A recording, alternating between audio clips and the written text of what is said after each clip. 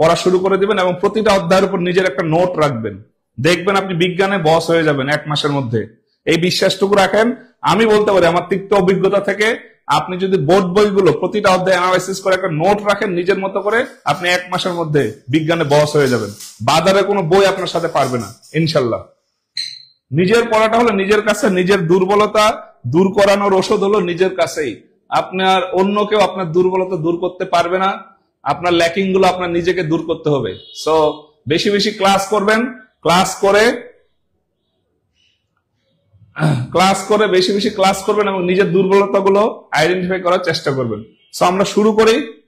সবাই কমেন্ট করবেন এবং জানাবেন যে কারো কোনো প্রশ্ন আছে কিনা। সো প্রথম প্রশ্ন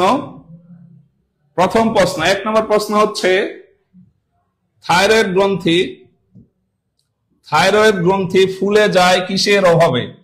এই প্রশ্নটা আমি নিয়েছি অষ্টম শ্রেণী খাদ্য ও পুষ্টি থেকে, খাদ্য পুষ্টি অধ্যায় থেকে। খাদ্য পুষ্টি অধ্যায় থেকে আমি এই প্রশ্নটা নিয়েছি অষ্টম শ্রেণী। তাহলে সবাই একটু আমরা আনসার করার চেষ্টা করি। শুরুর দিকে আমরা একটু সময় নিচ্ছি যে দেখি কে কেমন পারেন আপনারা। সবাই একটু কমেন্ট করেন এই প্রশ্নের উত্তর কি হবে। কোন ক্লাসের বিজ্ঞান বই? এটা হলো অষ্টম শ্রেণীর সাধারণ বিজ্ঞানের খাদ্য পুষ্টি অধ্যায়। ঠিক আছে, তো সবাই আমরা কমেন্ট করি। থাইরয়েড গ্রন্থি ফুলে যায় কিসের অভাবে? খুবই গুরুত্বপূর্ণ একটা প্রশ্ন, এবং এই প্রশ্নটা কিন্তু আপনার খুব স্ট্যান্ডার্ড একটা কোশ্চেন, যেটা আমরা খুব প্রায় এটা ভুল করি। ঠিক আছে, সো আমরা আনসার করার চেষ্টা করি। তাহলে থাইরয়েড গ্রন্থি ফুলে যায় কিসের অভাবে? প্রথম কথা হলো, এই যে আমাদের ভিটামিন সি আছে, ভিটামিন সি এর অভাবে আমাদের যে ঠোঁটে এগুলোতে ঘা হয়, স্কারভি রোগ হয়। এরপর লোহর অভাবে, লোহ যদি অভাব হয় তাহলে অ্যানেমিয়া রোগ হয়, অ্যানেমিয়া রোগ অথবা রক্ত শূন্যতা দেখা দেয়। আমিষের অভাবে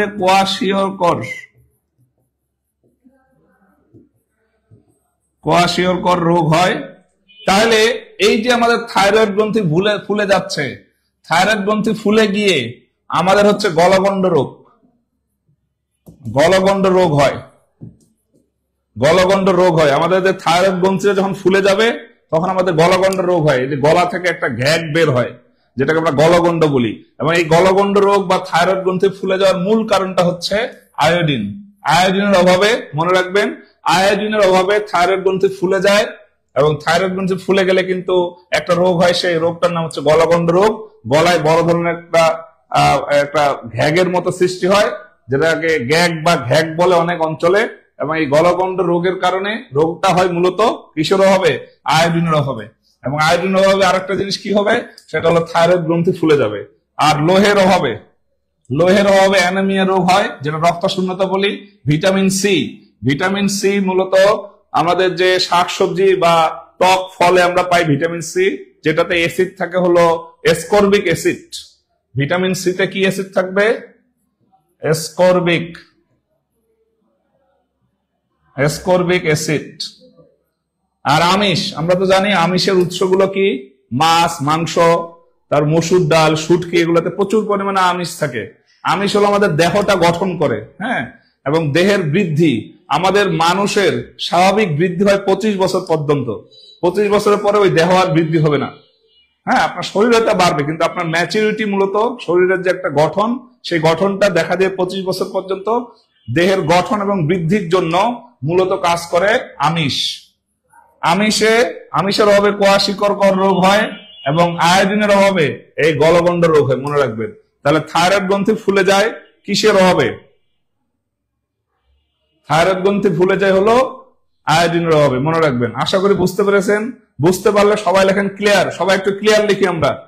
এবং এই প্রশ্নটা কিন্তু অষ্টম শ্রেণীর খাদ্য পুষ্টি অধ্যায় থেকে নেওয়া হয়েছে। সবাই আমরা ক্লিয়ার লিখি, যারা বুঝতে পেরেছেন সবাই লিখুন ক্লিয়ার। এবং ক্লাসটি অবশ্যই আপনারা শেয়ার করে দিবেন, খুবই গুরুত্বপূর্ণ একটা ক্লাস। এর পরের প্রশ্নগুলো দেখবেন, আপনারা দেখলেই বুঝতে পারবেন যে কতটা আমরা গবেষণা করে এই প্রশ্নগুলো করেছি। ইনশাল্লাহ আপনারা কেউ আশাহত হবেন না। হ্যাঁ, সো বুঝতে পারলে সবাই ক্লিয়ার লিখি আমরা। এর পরের প্রশ্ন আমরা চলে যাই, যারা লিখতে চান লিখে ফেলুন বা স্ক্রিনশট দিয়ে রাখতে পারেন। সো আমরা এর পরের প্রশ্ন চলে যাই।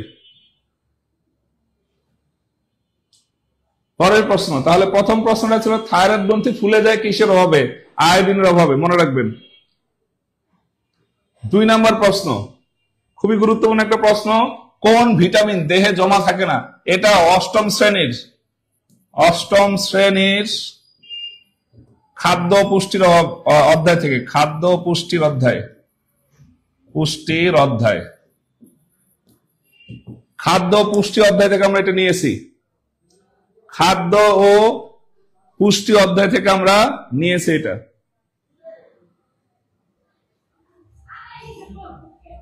খাদ্য পুষ্টি অধ্যায় থেকে আমরা নিয়েছি, খাদ্য পুষ্টি অধ্যায় থেকে নিয়েছি। তাহলে বলেছে কোন ভিটামিন দেহে জমা থাকে না? কোন ভিটামিন দেহে জমা থাকে না? আমাদের যে ভিটামিন গুলো আছে, এই ভিটামিন গুলোর মধ্যে কিছু ভিটামিন দেহে জমা থাকে, কিছু ভিটামিন তাপের কারণে নষ্ট হয়ে যায়, এজন্য বারবার আমাদেরকে খেতে হয়। সো এই ভিটামিন গুলোর মধ্যে কোন কোন ভিটামিন আসলে দেহে জমা থাকে না? সবাই একটু আনসার করি, আমরা সবাই একটু আনসার করি যে কোন ভিটামিনটা দেহে জমা থাকে না। খুবই গুরুত্বপূর্ণ একটা প্রশ্ন। দেখেন এই ভিটামিন গুলো আমরা সবাই চিনি, কিন্তু প্রশ্নটা করেছে কি দেখেন, কোন ভিটামিন দেহে জমা থাকে না? অনেক ভিটামিন আছে এগুলো আমাদের দেহে জমা থাকে, কিন্তু কিছু ভিটামিন আছে আমাদের দেহে জমা থাকে না। তাহলে মনে রাখবেন, এই যে ভিটামিন এ, ভিটামিন ডি এবং ভিটামিন ই, এই ভিটামিন গুলো জমা থাকে, এই ভিটামিন গুলো জমা থাকে, তাহলে দেহে জমা থাকে, দেহে জমা থাকে যেসব ভিটামিন, সেটা হচ্ছে অ্যাডেক। সবাই আমরা একটু কমেন্ট করে, দেহে জমা থাকে ADEK, vitamin A, vitamin D, vitamin E এবং vitamin K. Vitamin A, vitamin D, vitamin E এবং ভিটামিন কে, এগুলো দেহে জমা থাকে। আর দেহে জমা থাকে না,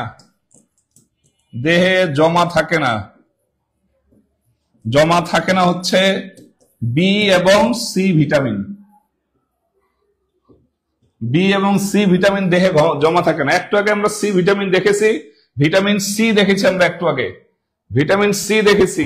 এই ভিটামিন সি হলো এসকর্বিক অ্যাসিডের মাধ্যমে আসে আমাদের শরীরে, এবং আমরা টক ফল শাকসবজি যখন খাই তখন আমাদের শরীরে ভিটামিন সি চলে আসে, কিন্তু এটা আমাদের শরীরে জমা থাকে না, আমাদেরকে প্রতিনিয়ত খাইতে হয়, না হলে আমাদের ভিটামিন সি এর অভাব দেখা দিতে পারে। সো বি এবং সি ভিটামিন কখনোই দেহে জমা থাকবে না। দেহে জমা থাকবে কে? অ্যাডেক। মনে রাখবেন, সবাই আমরা কমেন্ট করি, দেহে জমা থাকবে না বিসি, দেহে জমা থাকবে না বিসি, দেহে জমা থাকবে না বিসি কখনো দেহে জমা থাকবে না, কিন্তু দেহে জমা থাকবে কে? অ্যাডেক জমা থাকবে। তাহলে আমরা তো এগুলো জানি কোন ভিটামিনের অভাবে কি হয়। আমরা ভিটামিন এ এর অভাবে কি জানি? রাতকানা রোগ হয়। ভিটামিন ডি এর অভাবে রিকেটস রোগ হয়। ভিটামিন সি এর অভাবে স্কারভি রোগ হয়। এবার আপনারা একটু কমেন্টে জানান, ভিটামিন ই এর অভাবে কি হয়? ভিটামিন ই এর অভাবে কি হয়? ভিটামিন ই এর অভাবে কি হয়? সবাই একটু কমেন্টে জানাই, আমরা সবাই কমেন্টে জানাই ভিটামিন ই এর অভাবে কি হতে পারে আমাদের শরীরে যদি ভিটামিন ই এর অভাব হয়। হ্যাঁ, লেবু, আমরা, আমলকি, কাঁচামরিচ, ভিটামিন সি, হ্যাঁ এগুলো ভিটামিন সি। কাঁচামরিচ বেশি বেশি খাবেন যারা খেতে চান, মানে পরিমাণ মতো আর কি। কাঁচামরিচ কিন্তু আমাদের দেহের ইমিউনিটি সিস্টেম বাড়ায়, রোগ প্রতিরোধ ক্ষমতা বাড়ায়, এবং আপনার ভিটামিন সি এর অভাবটা পূরণ করে। শীতকালে কাঁচামরিচ খুব ভালো লাগে, কাঁচামরিচ খাবেন। সো আমরা একটু কমেন্ট করি যে ভিটামিন ই এর অভাবে কি হয়? ভিটামিন ই এর অভাবে কি হয়? সবাই আমরা কমেন্টে জানাই। আলহামদুলিল্লাহ, অসাধারণ class, thank you so much. Salman Howlader, হ্যাঁ সালমান হাওলাদার বলেছেন। ওকে, ভিটামিন ই এর অভাবে কি হয়? সবাই একটু আমরা কমেন্ট করি। ওকে, অনেক কমেন্ট আসছে, 300-400 কমেন্ট চলে গেছে। আসলে আমি এখনো পড়ে আছি সেই পুরান কমেন্টে। ওকে, ভিটামিন ই এর অভাবে কি হয়? কমেন্ট গুলো আমি একটু দেখি, সরি। ভিটামিন ই এর অভাবে কি হয় আমরা একটু কমেন্টে জানাই। সো সবাই আমরা ক্লাসটা শেয়ার করে দিই, আমরা ভিটামিন ই এর অভাবে তো রাতকানা রোগ হয় না। হ্যাঁ, ভিটামিন ই এর অভাবে এই যে আমাদের মাতৃত্ব যে প্রজনন, এটা অভাব হলে প্রজননের সমস্যা হয়, বা বন্ধ্যাত্ব বা প্রজননের সমস্যা হতে পারে। ঠিক আছে, তাহলে ভিটামিন ই যদি সমস্যা হয় তাহলে আমাদের কি হবে? প্রজননের সমস্যা হতে পারে, ভিটামিন ই এর অভাবে। তাহলে এটা গেল আমাদের কোন ভিটামিন দেহে জমা থাকে না। যে ভিটামিন গুলো দেহে জমা থাকে সেগুলো হচ্ছে vitamin A, vitamin D, vitamin E এবং ভিটামিন কে। দেহে জমা থাকবে না বি এবং সি দেহে জমা থাকে না। পরের প্রশ্ন আমরা চলে যাই। সবাই যারা যারা বুঝতে পেরেছে আমরা ক্লিয়ার লিখি, ইনশাল্লাহ আমরা সবাই ক্লিয়ার। যদি বুঝতে পারেন তাহলে ক্লিয়ার লিখবেন। ওকে, পরের প্রশ্ন আমরা চলে যাই। পরের প্রশ্নটা খুব সুন্দর একটা প্রশ্ন এবং খুবই সৃজনশীল একটা প্রশ্ন। যারা পারবেন সবাই আমরা 400 জন হয়ে গেছে, আলহামদুলিল্লাহ। আমরা আমাদের আজকের ক্লাসটা আসলে যে খুব গবেষণামূলক হচ্ছে আমরা এতেই বুঝতে পারছি, এবং সবাই কিন্তু এঙ্গেজ করছেন, সবাই কমেন্ট করছেন, সবাই দেখছেন। সবাইকে টিউটোরিয়াল পেজের পক্ষ থেকে সবাইকে আমি জানাচ্ছি আন্তরিক মোবারকবাদ। এবং এই যে শীতের একটা সন্ধ্যায় হিমহিম আবহাওয়া আপনারা দেখছেন, অসংখ্য ধন্যবাদ জানাচ্ছি সবাইকে। তাহলে এই প্রশ্নটার উত্তর আমরা একটু করার চেষ্টা করি। নিচের কোন তথ্যটি সঠিক নয়? খুব গুরুত্বপূর্ণ একটা প্রশ্ন। প্রথম ক নাম্বার অপশনে আছে স্নেহ পদার্থে দ্রবণীয় ভিটামিন হচ্ছে অ্যাডেক। 2 নম্বরে আছে আমিষের অভাবে মেরাসমাস রোগ হয়। 3 নম্বর অপশনে আছে আমিষ নাইট্রিক অ্যাসিডের পলিমার। এবং 4 নম্বর অপশনে আছে ভিটামিন কে রক্ত জমাটে সহায়তা করে। তাহলে এই 4টা অপশনের মধ্যে কোনটি সঠিক নয়? এখন কিন্তু চাকরির পরীক্ষাগুলোতে এরকম সৃজনশীল প্রশ্ন দিচ্ছে। আপনি যদি সৃজনশীল প্রশ্ন বুঝতে না পারেন তাহলে আপনি চাকরি পরীক্ষায় 1-2টা প্রশ্নের জন্য কিন্তু আপনার একটা পরীক্ষায় টিকবেন কি টিকবেন না সেটা নির্ধারিত হয়ে যায়। ঠিক আছে, এখন একটা চাকরি পরীক্ষায় কাট মার্ক হয়েছে 80, আপনি পেয়েছেন 78, ওই 1-2 মার্ক এরকম একটা কোশ্চেন আপনি আটকে গেছেন। সো সৃজনশীল প্রশ্ন, এবং এই প্রশ্নটাও কিন্তু আমি নিয়েছি 8ম শ্রেণীর খাদ্য এবং পুষ্টি অধ্যায় থেকে। তাহলে দেখেন 4টা অপশন আছে, ক, খ, গ, ঘ। এই 4টার মধ্যে কোনটা সঠিক নয় মানে মিথ্যা। কোনটা সঠিক নয় মানে হচ্ছে মিথ্যা তথ্য। এখানকার মধ্যে কোনটা মিথ্যা তথ্য সবাই আমরা দেখি কোনটা মিথ্যা তথ্য। তাহলে দেখেন স্নেহে পদার্থে দ্রবণীয় ভিটামিন হচ্ছে অ্যাডেক। এটা রাইট আছে, এটা রাইট। স্নেহ পদার্থে দ্রবণীয় ভিটামিন হচ্ছে অ্যাডেক। আর পানিতে দ্রবণীয় হলো বিসি, বি এবং সি ভিটামিন।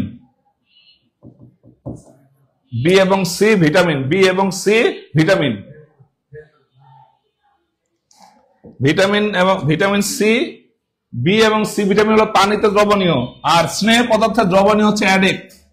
এই অপশনটা ঠিক আছে। দ্বিতীয় যে অপশনটা আছে সেটা হচ্ছে আমিষের অভাবে মেরাসমাস রোগ হয়। এখানে আছে মেরাসমাস নামে একটা রোগ আছে, এটা আমিষের অভাবে হয়। তাহলে আমিষের অভাবে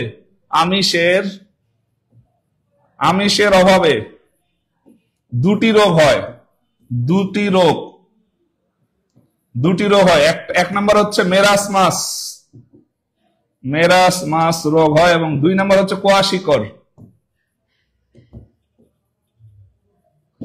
কোয়াশিকর রোগ হয়। হ্যাঁ, এই মেরাসমাস রোগের কারণে আপনার ওজন কমে যায়। মেরাসমাস রোগের কারণে ওজন কমে যায়, এবং এই জিনিসটা হয় আমিষের অভাবে। মনে রাখবেন আমিষের অভাবে 2টা রোগ হয়, একটা হচ্ছে মেরাসমাস আর আরেকটা হচ্ছে আপনার কোয়াশিকর। এই 2টা রোগ মূলত আমিষের অভাবে হয়। সো এই অপশনটাও ঠিক আছে, এটাও রাইট। এখন আছে গ এবং ঘ। আসি আমরা ঘ নাম্বারটা, ভিটামিন কে এর অভাবে কি হয়? রক্ত জমাট। ভিটামিন কে যদি থাকে তাহলে আপনার রক্ত জমাটে সহায়তা করবে। যদি ভিটামিন কে না থাকে তাহলে আপনার রক্ত জমাটে সহায়তা করুন। আপনার কোন স্থান যদি কেটে যায় অবিরত রক্ত পড়তে থাকবে। তাহলে এটা হলো ভিটামিন কে। তাহলে এই অপশনটাও সঠিক আছে, এই অপশনটাও সঠিক, এটাও রাইট, এটাও রাইট আছে। তাহলে ভিটামিন কে রক্ত জমাটে সহায়তা করে, এটা অবশ্যই সহায়তা করে ভিটামিন কে, যেটা কিনা আপনাদের স্নেহে পদার্থে দ্রবণীয়। স্নেহে পদার্থে দ্রবণীয় 4টা ভিটামিন আছে ADEK, vitamin A, vitamin D, vitamin E এবং ভিটামিন কে। এই ভিটামিন কে যদি আপনার অভাব হয় শরীরে, তাহলে রক্ত জমাট সহজে বাঁধবে না। আর ভিটামিন কে থাকার কারণে আমাদের রক্ত জমাটে সাহায্য করে এই আমাদের ভিটামিন কে। তাহলে মিথ্যা হচ্ছে আমিষ, এটা মিথ্যা, এই তথ্যটা হচ্ছে মিথ্যা। আমিষ নাইট্রিক অ্যাসিডের পলিমার, মনে রাখবেন। আমিষ কিসের পলিমার? আমিষ হলো অ্যামাইনো অ্যাসিডের পলিমার, অ্যামাইনো অ্যাসিডের পলিমার। তাহলে এটা ভুল আছে, আমিষ নাইট্রিক অ্যাসিডের না, আমিষ হলো অ্যামাইনো অ্যাসিডের পলিমার।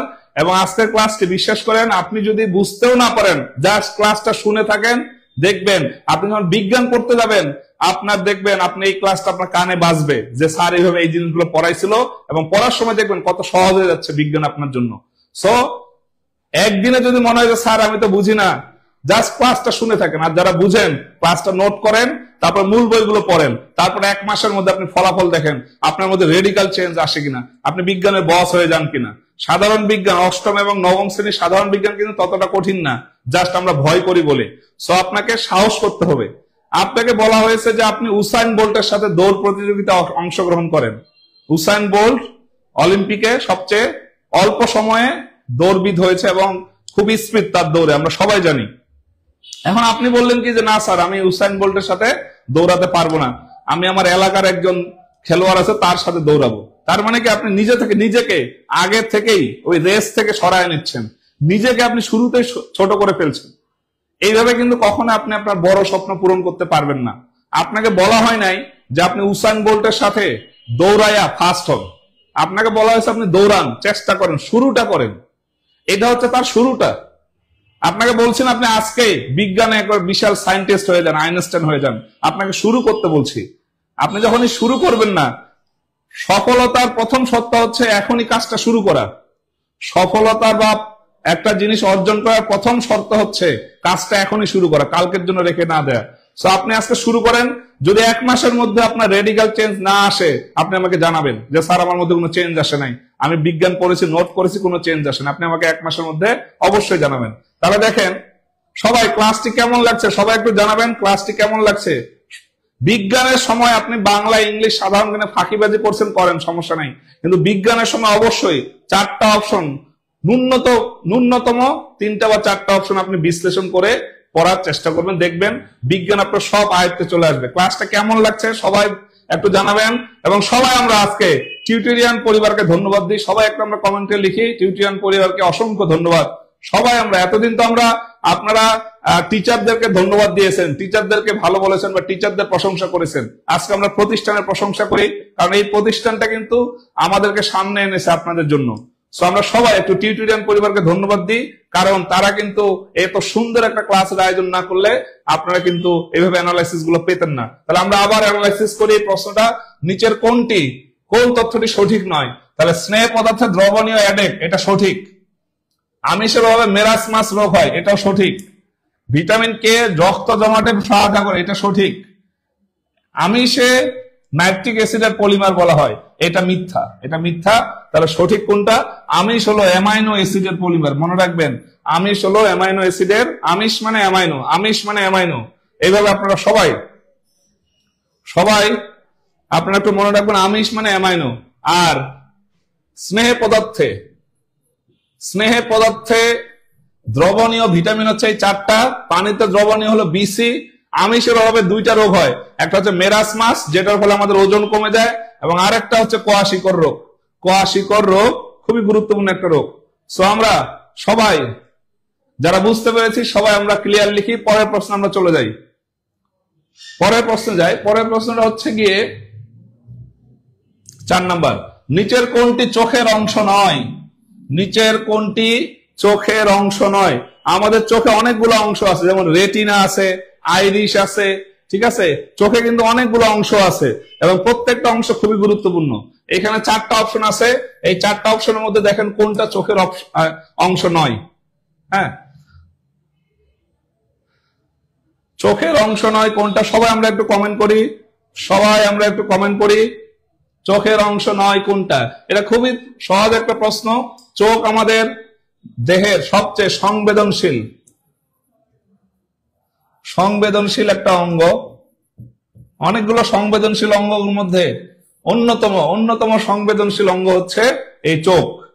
এবং এই চোখে অনেকগুলো অংশ আছে, তার মধ্যে যেমন আছে আইরিশ, অক্ষিগোলক, কোরোয়েড আছে। আইরিশটা হলো আমাদের জাস্ট রেটিনার পিছনের যে অংশটা। হ্যাঁ, আপনারা দেখবেন বইতে চোখের একটা চিত্র দেয়া আছে, জাস্ট রেটিনার যে পিছনের অংশটা সেটা হচ্ছে আইরিশ, আর পুরো অংশটাকে মূলত অক্ষিগোলক বলা হয়। আর কোরোয়েড হচ্ছে আপনার আইরিশ এবং রেটিনার পাশে দেখবেন কোরোয়েড আছে। তাহলে এগুলো এই তিনটা হলো চোখের অংশ। চোখের অংশ সবাই একটা আমরা লিখে নিতে পারি, আইরিশ, অক্ষিগোলক এবং কোরোয়েড। আর এই যে সেরিব্রাম কিসের অংশ? সেরিব্রাম হচ্ছে আমাদের মস্তিষ্কের অংশ বা ব্রেইনের অংশ, বা আমাদের যে স্নায়ু আছে এই জায়গাটার অংশ। তাহলে মাথার বা ব্রেইনের সাথে জড়িত, বা আমাদের চিন্তার সাথে জড়িত হচ্ছে সেরিব্রাম। মনে রাখবেন, সেরিব্রাম হচ্ছে ব্রেইন। এখানে ব্রাম আছে, ব্রামতে মনে রাখবেন ব্রেইন।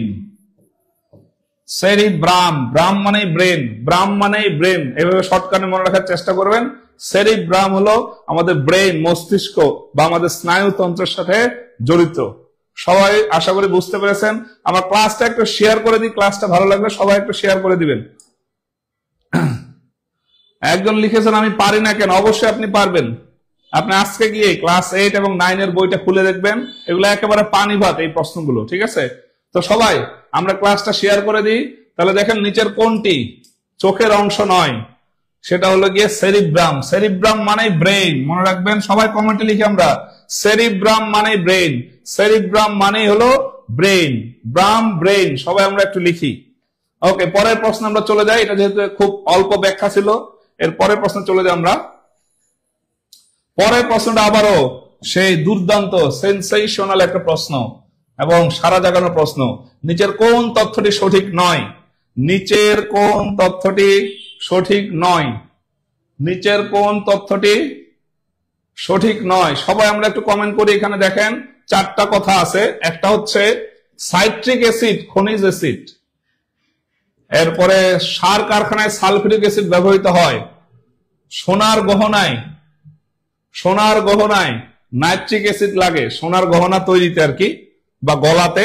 আর 4 নম্বরে আছে হজম করার জন্য পাকস্থলীতে হাইড্রোক্লোরিক অ্যাসিড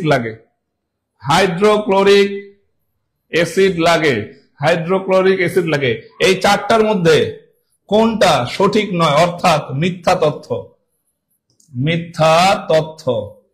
এই 4টার মধ্যে বলবেন কোনটা মিথ্যা তথ্য। খুবই গুরুত্বপূর্ণ এবং এটা দিয়েই বিশাল একটা অধ্যায় শেষ করা যাবে। অ্যাসিড এবং ক্ষারকের যে অধ্যায়টা আছে পুরোটাই এই একটা প্রশ্ন দিয়ে আপনি প্রায় 90% শেষ করে ফেলতে পারবেন। তো সবাই আমরা একটু কমেন্ট করি যে নিচের কোনটি, এই 4টার মধ্যে কোনটা সঠিক তথ্য নয়। তাহলে আমরা কি জানি অ্যাসিড বলতে কি বুঝি? আমরা অ্যাসিড কি? যে কোনো দ্রবণে হাইড্রোজেন আয়নকে, H+ আয়নকে আমরা অ্যাসিড বলি। তো অ্যাসিড মনে রাখবেন 2 ধরনের হয়, একটা হচ্ছে জৈব অ্যাসিড, আর একটা হলো খনিজ অ্যাসিড। জৈব অ্যাসিড গুলো আমরা খেতে পারি, আর খনিজ অ্যাসিড খাওয়া যায় না। জৈব অ্যাসিড গুলো হচ্ছে দুর্বল অ্যাসিড, আর খনিজ অ্যাসিড গুলো হচ্ছে শক্তিশালী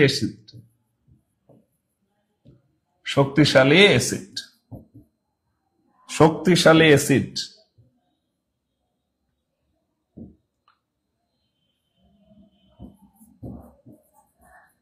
তাহলে মনে রাখবেন, এই 2টা পার্থক্য মনে রাখবেন।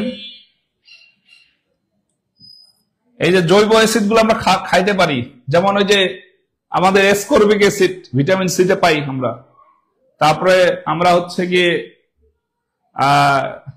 টমেটোতে টার্টারিক অ্যাসিড পাই, ঠিক আছে, সাইট্রিক অ্যাসিড, তারপরে অক্সালিক অ্যাসিড, এগুলো আমরা খেতে পারি, কিন্তু এগুলো হচ্ছে দুর্বল অ্যাসিড। আর খনিজ অ্যাসিড যেগুলো খাওয়া যায় না, খাইলে আপনার পেট শরীর পুরো জ্বলা যাবে, জ্বলা পুরা সারখার হয়ে যাবে, এবং এগুলো হচ্ছে শক্তিশালী অ্যাসিড। শক্তিশালী অ্যাসিড, তারপরেও যেই শক্তিশালী অ্যাসিডটা মূলত আমাদের শরীর জ্বলে পুরে সারখার করে দেয়, সেই রকম একটা শক্তিশালী অ্যাসিড কিন্তু আমাদের শরীরের ভিতরে আছে। সেই রকম একটা শক্তিশালী অ্যাসিড আমাদের শরীরের ভিতরে আছে, যেটার নাম হচ্ছে হাইড্রোক্লোরিক অ্যাসিড। এটা আমাদের হজম করার জন্য লাগে, আমরা নিজে খাইতে পারি না, বাট আমাদের শরীরে অটো আছে, সেটা তৈরি হয়, এবং এটার মাধ্যমে কিন্তু আমাদের খাদ্যগুলো হজম হয়ে পরিপাক হয়ে আমাদের রেচন তন্ত্র দিয়ে বের হয়ে চলে যায়, ঠিক আছে, এবং বের হওয়ার পরে মূলত আমরা আমাদের মূল শান্তিটা পাই, ঠিক আছে, শান্তির জায়গা। এই শান্তির জায়গা তৈরি করে দেয় কিন্তু এই হাইড্রোক্লোরিক অ্যাসিড। হাইড্রোক্লোরিক অ্যাসিডকে সবাই আমরা এই জন্য একটা ধন্যবাদ দিয়ে রাখি। হাইড্রোক্লোরিক অ্যাসিড না থাকলে কিন্তু সকালবেলা দেখবেন মানুষের অশান্তি শুরু হয়ে যায়, যে আমার রেচন তন্ত্র দিয়ে আমার পরিপাক ঠিক মতো বের হচ্ছে না, হ্যাঁ, ময়লা আবর্জনা বের হচ্ছে না। এই রেচন তন্ত্রে দিয়ে আমার যে খাবারগুলো পরিপাক করে বের করার জন্য যেই অ্যাসিডটা লাগে সেটা হচ্ছে হাইড্রোক্লোরিক অ্যাসিড। খুবই গুরুত্বপূর্ণ একটা অ্যাসিড, এবং আমি মনে করি আপনার জীবনের সুস্থতার জন্য আমি যদি বলি কোন অ্যাসিডকে ধন্যবাদ দিবেন, সেটা হলো হাইড্রোক্লোরিক অ্যাসিড। হাইড্রোক্লোরিক অ্যাসিড এটা আপনার শান্তির জন্য, সারাদিনের শান্তি, শান্তি আর শান্তি, সারাদিনের শান্তির জন্য আমাদের কি লাগে, এই যে আমাদের হাইড্রোক্লোরিক অ্যাসিড। হ্যাঁ, দুঃখিত, একজন বলেছেন যে টমেটোতে ম্যালিক অ্যাসিড, হ্যাঁ ঠিক আছে, আমাদের তেঁতুলে হচ্ছে টার্টারিক অ্যাসিড, তেঁতুলে হলো টার্টারিক অ্যাসিড। ওকে, তাহলে দেখেন এখানে কোনটা মিথ্যা তথ্য। মিথ্যা তথ্য হলো দেখেন সাইট্রিক অ্যাসিড খনিজ অ্যাসিড। সার কারখানায় সালফিউরিক অ্যাসিড ব্যবহৃত হয়, সার কারখানায় সালফিউরিক অ্যাসিড ব্যবহৃত হয়, এটা সত্য, এই তথ্যটা হলো সত্য।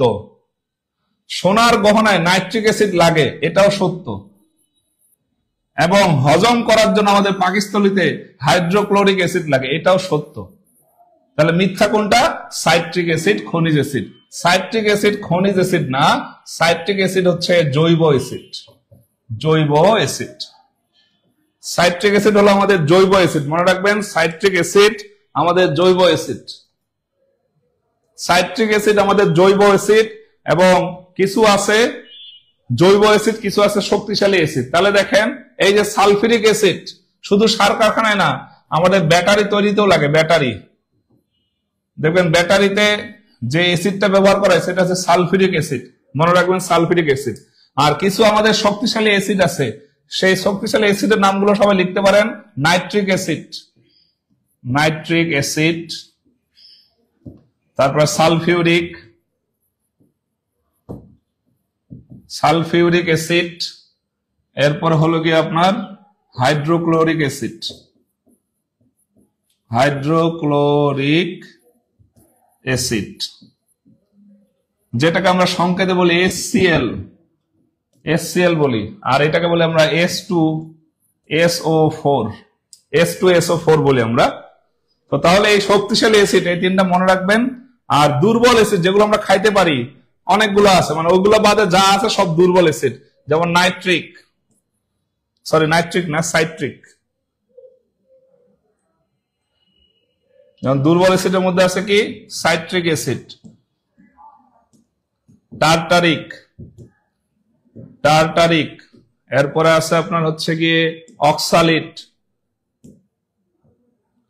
অক্সালিট, তারপরে হলো আপনার ম্যালিক ইত্যাদি অ্যাসিড গুলোকে বলা হয় দুর্বল অ্যাসিড। তাহলে সাইট্রিক অ্যাসিড থাকে লেবুতে, আর ভিটামিন সি এর জন্য কিন্তু আমাদের এসকর্বিক অ্যাসিড লাগে। তাহলে মনে রাখবেন অ্যাসিড দুই ধরনের হয় মূলত, একটা জৈব আর একটা হলো আমাদের খনিজ অ্যাসিড। সাইট্রিক অ্যাসিড কিন্তু আমাদের, সাইট্রিক অ্যাসিড কিন্তু আমাদের খনিজ অ্যাসিড না, খনিজ অ্যাসিড না, এটা হচ্ছে জৈব অ্যাসিড। এটা কি অ্যাসিড, জৈব অ্যাসিড। তাহলে নিচের কোন তথ্যটি সঠিক নয়, ক নাম্বারটা সঠিক ছিল না, এটা ভুল ছিল। তাহলে জৈবিক আপনার খনিজ অ্যাসিড কোনগুলা? এই যে সালফিউরিক অ্যাসিড, এটা সার কারখানাতে ব্যবহৃত হয়, বেকারিতে ব্যবহৃত হয়। এই যে নাইট্রিক অ্যাসিড, এই নাইট্রিক অ্যাসিড আপনার সোনার গহনা গলাতে বা ওইখানে তৈরিতে ব্যবহৃত হয়। আর আমাদের শান্তির জায়গা পেট, এই পেটকে শান্তিতে রাখে, পেট শান্তি রাখে। আমরা যেটাকে বলি এই যে ভাই দেখ খালন বাইক চালন, পেট শান্তির জন্য কি লাগবে আমাদের? সেটা হলো হাইড্রোক্লোরিক অ্যাসিড। হাইড্রোক্লোরিক, পেট শান্তি তো দুনিয়া শান্তি। এই পেটের পরিপাক করার জন্য, হজম করার জন্য যেটা লাগে সেটা হলো হাইড্রোক্লোরিক। অনেকে দেখবেন হজমের সমস্যা হয়, এই জন্য তাদের রেচন তন্ত্র দিয়ে সবকিছু বের হয়ে যায় না, পেটেই সবকিছু রেখে দেয়। তো এইগুলো হচ্ছে আমাদের শক্তিশালী অ্যাসিড। শক্তিশালী অ্যাসিড গুলা কি কি? নাইট্রিক অ্যাসিড, সালফিউরিক অ্যাসিড এবং হাইড্রোক্লোরিক অ্যাসিড। এখানে আরেকটা জিনিস মনে রাখবেন, খুব গুরুত্বপূর্ণ তথ্য। সো আশা করি এটা বুঝতে পেরেছেন। আরেকটা জিনিস মনে রাখবেন, সেটা হলো এই যে নাইট্রিক অ্যাসিড এবং এই যে হাইড্রোক্লোরিক অ্যাসিড, এই দুইটা সমন্বয়ে গঠিত হয় রাজ অম্ল বা অ্যাকোয়ারিজিয়া। ঠিক আছে, অ্যাকোয়ারিজিয়া, যেই জিনিসটার মাধ্যমে আমরা মূলত কি করতে পারি? আমরা রাজ অম্ল তৈরি করতে পারি, এবং ওইটা দিয়ে কিন্তু আমাদের সোনার গহনায় বা বিভিন্ন খনিজ পদার্থ গলানোর জন্য ব্যবহৃত হয়। তাহলে ওটা আমাদের হচ্ছে রাজ অম্ল। তো সবাই আমরা ক্লাসটা একটু শেয়ার করে দিই। ক্লাসটা কেমন লাগছে সবাই একটু কমেন্টে জানাবেন, প্লিজ একটু কমেন্টে জানাবেন ক্লাসটা কেমন লাগছে। সবাই ঝিমিয়ে পড়লেন কিনা, ক্লাস বোঝা যাচ্ছে কিনা একটু বলবেন।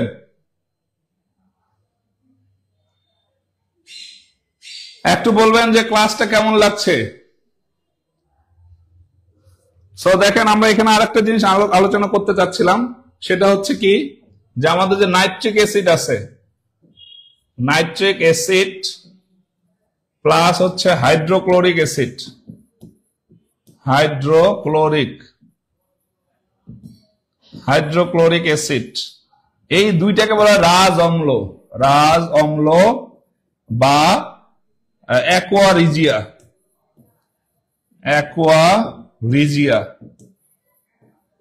মনে রাখবেন, অ্যাকোয়ারিজিয়া, রাজ অম্ল বলা হয়। এবং এগুলোর মাধ্যমে কিন্তু আমরা কি করি? সোনার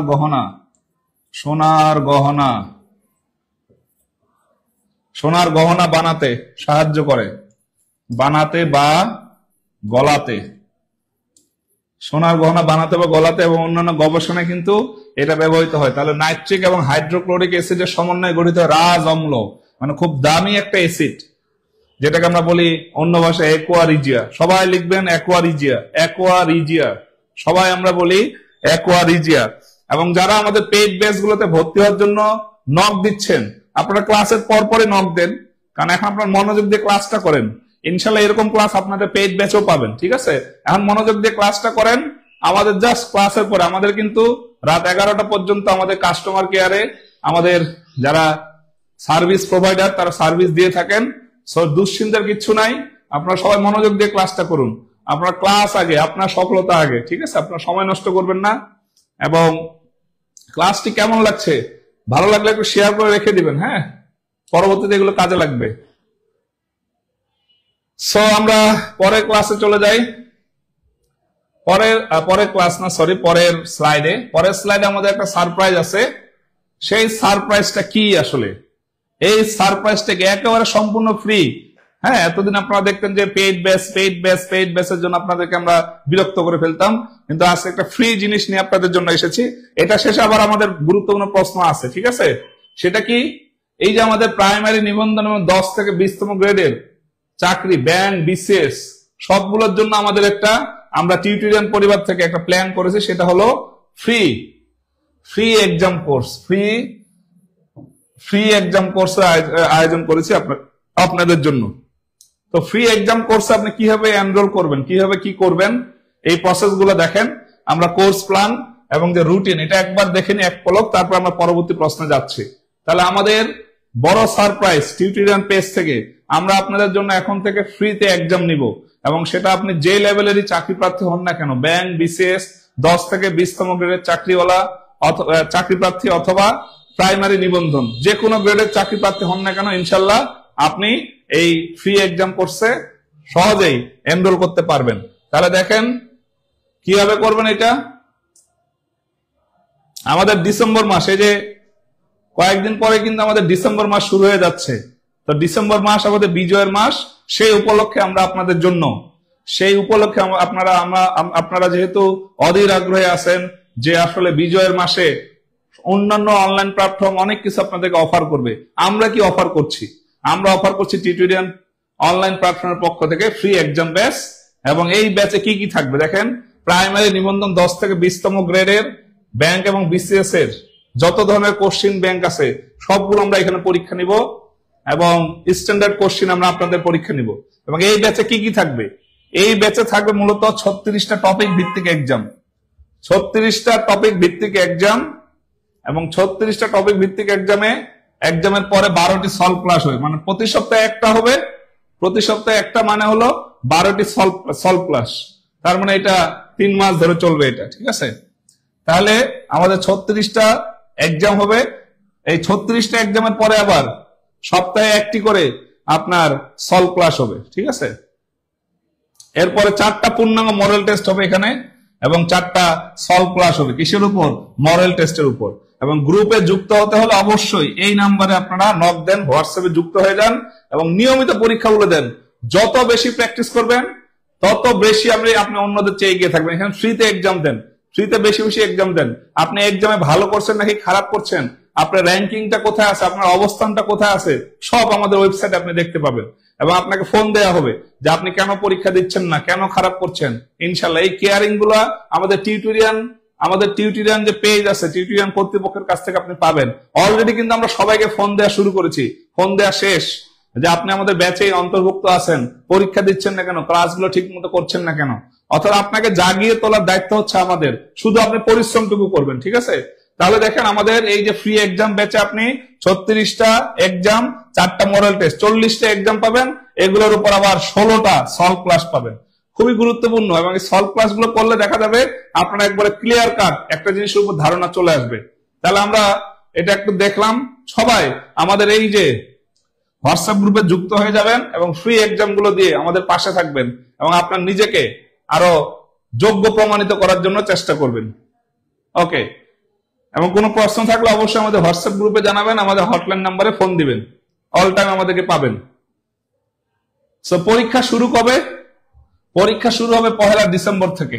1 ডিসেম্বর যেটা হলো গিয়ে সোমবার থেকে, সোমবার 1 ডিসেম্বর সোমবার থেকে শুরু হবে। মেয়াদ 4 মাস, 3 মাস না 4 মাস। এই যে রবিবার, মঙ্গলবার, বৃহস্পতিবার আপনার পরীক্ষা চলবে। তো প্রথমটা হবে সোমবার। তাহলে এই যে রবিবার, মঙ্গলবার এবং বৃহস্পতিবার এই 3 দিন পরীক্ষা হবে সপ্তাহে। ফ্রি এক্সাম ব্যাচে অংশগ্রহণ করতে হোয়াটসঅ্যাপ গ্রুপে যুক্ত হয়ে যান। যারা যুক্ত হয়ে গেছেন সবাই একটু আমরা কমেন্টে লিখি ডান। আপনাদের জন্য কিন্তু আমরা সুবিধা করেছি, কমেন্ট বক্সে আমাদের হোয়াটসঅ্যাপ গ্রুপের লিঙ্কটা দেওয়া আছে, সেই লিঙ্কে গিয়ে অবশ্যই আপনারা যুক্ত হয়ে যাবেন। সবাই একটু যুক্ত হয়ে যান আমাদের হোয়াটসঅ্যাপ গ্রুপের লিঙ্কে এবং এই পরীক্ষা দিয়ে নিজেকে ঝালিয়ে নিন। দেখেন আপনারা একটা জিনিস খেয়াল করবেন, যারা এতক্ষণে 50তম বিসিএস এর সার্কুলারটা দেখেছেন, সেখানে কিন্তু লেখা আছে যে প্রিলিমিনারি পরীক্ষা হবে 30 জানুয়ারি। প্রিলিমিনারি পরীক্ষাটা হবে 30 জানুয়ারি এবং 9 এপ্রিল হবে বিসিএস লিখিত পরীক্ষা, ওই 50তম বিসিএস এ যারা টিকবে প্রিলিতে। তার মানে কি ফেব্রুয়ারিতে আমাদের নির্বাচন। অনেকে আপনাকে বলবে যে নির্বাচন আগে কোনো পরীক্ষা হবে না, এটা হবে না, সেটা হবে না। পরীক্ষার সাথে নির্বাচন রাজনীতির কোনো সম্পর্ক নাই, মনে রাখবেন। পরীক্ষা তার সমান গতিতে চলবে, নিজস্ব গতিতে চলবে। রাজনীতি তার নিজস্ব গতিতে চলবে, নির্বাচন তার নিজস্ব গতিতে চলবে। আপনি যদি আজকে পরিশ্রম না করে, প্রস্তুতি না নেন, বইয়ের টেবিলে না বসেন, কালকে আপনি অন্যদের চেয়ে পিছিয়ে যাবেন। নির্বাচনের পরে সে উদযাপন করবে, আপনি নির্বাচনের পরে তখন আপনি একটা মার্কা নিয়ে বসে থাকবেন। বুঝতে পারছেন? মার্কা নিয়ে বসে থাকাচ্ছে এখন বই নিয়ে বসে থাকেন। আমি মনে করি এখনই সচেতন হন। নির্বাচন করে কিন্তু অনেকেই পড়তে বসছে না, কিন্তু পিএসসি, তারা যদি পিএসসি বলছে মানে কি, অবশ্যই অন্য মন্ত্রণালয় গুলোও কিন্তু পরীক্ষা নেওয়া শুরু করে দিবে। প্রাইমারি পরীক্ষা কিন্তু জানুয়ারি মাঝামাঝিতে হয়ে যাবে। সবাই সচেতন হন, পড়াশোনা শুরু করে দিন। পড়াশোনার কোনো সময় নাই যে আমি 1 মাস পরে শুরু করব।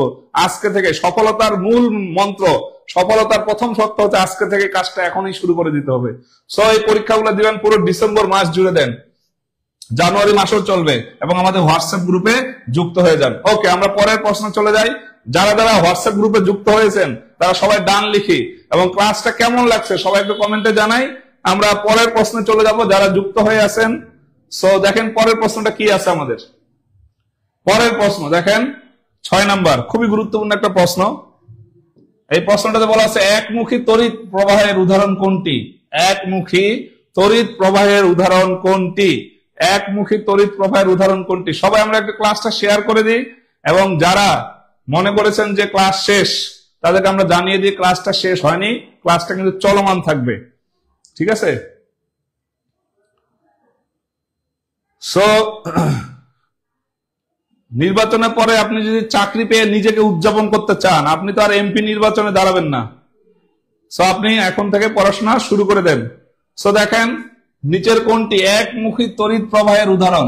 একমুখী তড়িৎ প্রবাহ, একমুখী তড়িৎ প্রবাহ মানে হচ্ছে ডিসি, ডিসি বা ডিরেক্ট কারেন্ট, ডিরেক্ট কারেন্ট।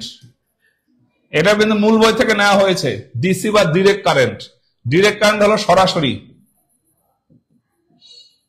সরাসরি সরাসরি একদিকে প্রবাহিত হয়। আর আরেকটা হচ্ছে এসি কারেন্ট, এসি, এসি মানে alternate, alternate current. Alternate current হলো মানে এটা একমুখী না, এটা হচ্ছে পর্যায়বৃত্ত, পর্যায়বৃত্ত বা পরবর্তী,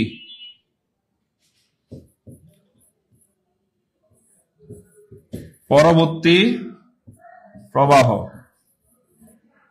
অর্থাৎ যেটা সরাসরি না গিয়ে একটা মাধ্যমের মাধ্যমে আপনার রিসিভারের কাছে যাচ্ছে যে বিদ্যুৎটা, সেটাই হচ্ছে আমাদের কি এসি কারেন্ট বা অল্টারনেট।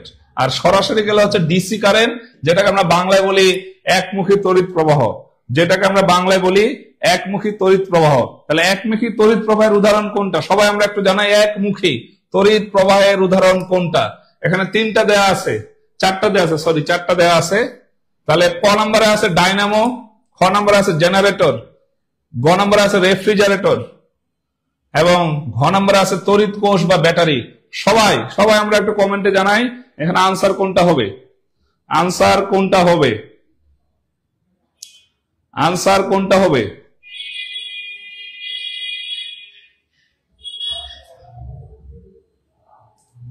এখানে দেখেন এই যে ডাইনামো, এরপর জেনারেটর এবং রেফ্রিজারেটর, এগুলো সবাই হচ্ছে AC current, AC current, AC current. অর্থাৎ এগুলো একমুখী না, পর্যায়বৃত্ত। আর তড়িৎ কোষ বা ব্যাটারি, ব্যাটারি থেকে সরাসরি আমরা বিদ্যুৎ পাবো। ব্যাটারিতে একটা তার বা বর্তনী লাগালে কিন্তু আমরা কি কেবলটা লাগালে যে জায়গায় আমরা সাপ্লাই দিতে যাচ্ছি বিদ্যুৎ, সেই জায়গায় সরাসরি চলে যাচ্ছে। এই জন্য এটা হচ্ছে একমুখী, একমুখী, এটা হচ্ছে একমুখী। আর এগুলো সরাসরি যাচ্ছে না, এটা হচ্ছে ডিরেক্ট ডিসি। আর এগুলো হচ্ছে এসি কারেন্ট, এসি কারেন্ট, এগুলো সরাসরি যাচ্ছে না। এই ডাইনামো জেনারেটর এটা হচ্ছে বিদ্যুৎ শক্তি উৎপাদন করছেন, সেখান থেকে আমরা বিদ্যুৎ নিচ্ছি। বিদ্যুৎ চলে যাচ্ছে আমাদের হচ্ছে কি যেখানে ধরেন আমাদের যে রিসিভার গুলো আছে বা যেখানে আমরা বিদ্যুৎ সঞ্চয় করতেছি, সেখান থেকে আমরা বিদ্যুৎ নিচ্ছি। তাহলে এই যে ডাইনামো, তারপর জেনারেটর এবং রেফ্রিজারেটর, এই তিনটা হচ্ছে আমাদের এসি কারেন্ট। এটা কি কারেন্ট? AC current. আর মনে রাখবেন তড়িৎ কোষ বা ব্যাটারি হচ্ছে আমাদের একমুখী বা ডিসি কারেন্ট, ডিরেক্ট কারেন্ট। আশা করি সবাই বুঝতে পেরেছেন। ডিরেক্ট যেগুলো যাবে সেগুলো হচ্ছে গিয়ে তড়িৎ কোষ বা ব্যাটারি, আর বাকি তিনটা হলো এখানকার এসি কারেন্ট। এবার আসেন পরের প্রশ্ন আমরা চলে যাই। 7 নম্বর প্রশ্ন। 7 নম্বর প্রশ্নে আছে, 7 নম্বর প্রশ্ন, নিচের কোনটি এসিড নয়? একটু আগে আমরা এসিড সম্পর্কে ধারণা নিয়ে এসেছি, একটু আগেই আমরা এসিড সম্পর্কে ধারণা নিয়ে এসেছি। এখানে প্রশ্ন দেওয়া হয়েছে নিচের কোনটি এসিড নয়? নিচের কোনটি এসিড নয়? খুবই গুরুত্বপূর্ণ একটা প্রশ্ন, এবং এটা কিন্তু আপনাদের মূল বই থেকে নেওয়া হয়েছে। এসিড এবং অম্ল ক্ষারক, অম্ল ক্ষারক, ক্ষার এর অধ্যায় থেকে, অম্ল ক্ষারের অধ্যায় থেকে নেওয়া হয়েছে কোনটি এসিড নয়। তাহলে আমরা একটু আগে দেখলাম acidic acid, oxalic acid, ascorbic acid, এই তিনটা হচ্ছে জৈব অ্যাসিড, জৈব অ্যাসিড যেগুলো খাওয়া যায়, এগুলো হচ্ছে খাওয়া যায়। আমরা বিভিন্ন ফলমূল খাবারের সাথে এগুলো আমরা আমাদের পেটে চলে যায়। তাহলে এখানে অ্যাসিড না হচ্ছে মিথেন, মিথেন, মিথেন হলো অ্যাসিড, এসিড নয়। যেটা কিনা আপনার 4টি পরমাণু দিয়ে গঠিত, 4টি পরমাণু দিয়ে গঠিত, 4টি পরমাণু দিয়ে গঠিত মনে রাখবেন। এবং মিথেন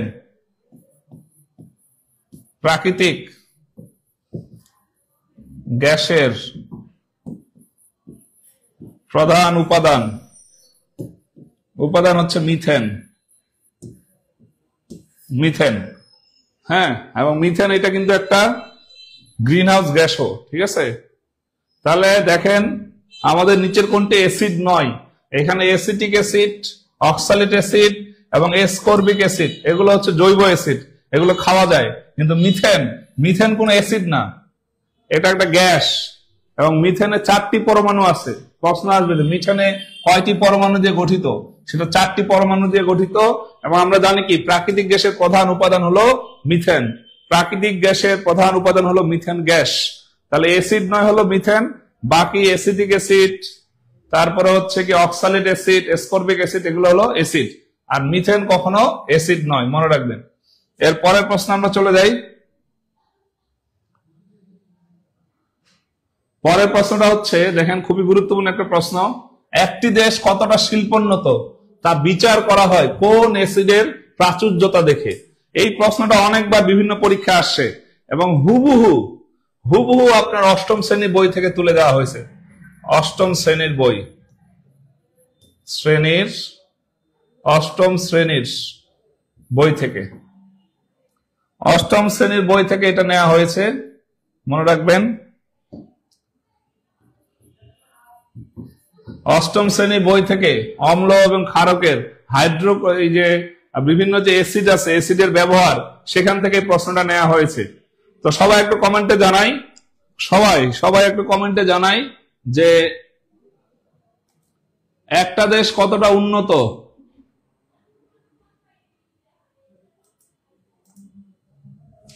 একটা দেশ কতটা উন্নত এটা আমরা কিভাবে বুঝতে পারবো?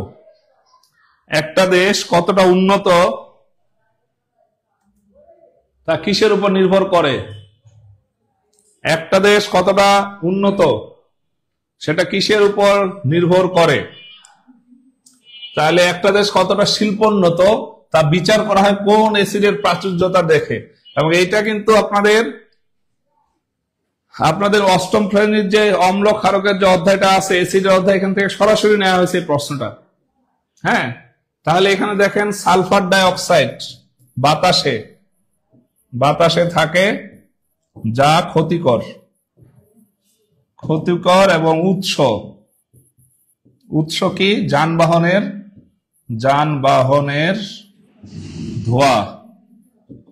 ধোঁয়া বা আপনার ধরেন কলকারখানার ধোঁয়া থেকে এই সালফার ডাইঅক্সাইড উৎপন্ন হয় এবং যেটা ক্ষতিকর আমাদের জন্য। এটা কিন্তু যেহেতু ক্ষতিকর, তাহলে একটা দেশের শিল্পোন্নত হওয়ার জন্য তো এটা গুরুত্বপূর্ণ না। এবার আসেন হাইড্রোক্লোরিক অ্যাসিড, এটা হজমে সহায়তা করে এবং এটি শক্তিশালী খনিজ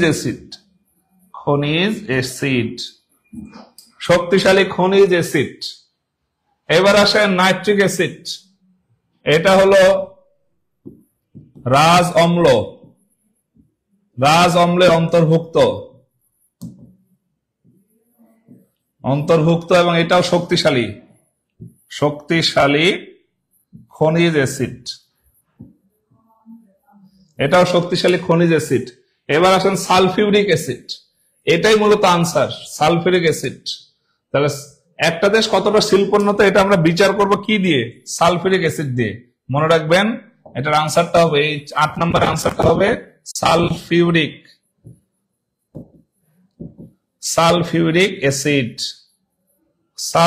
অ্যাসিড, যেটার সংকেত হচ্ছে S2SO4 এবং এটা হলো কলকারখানায়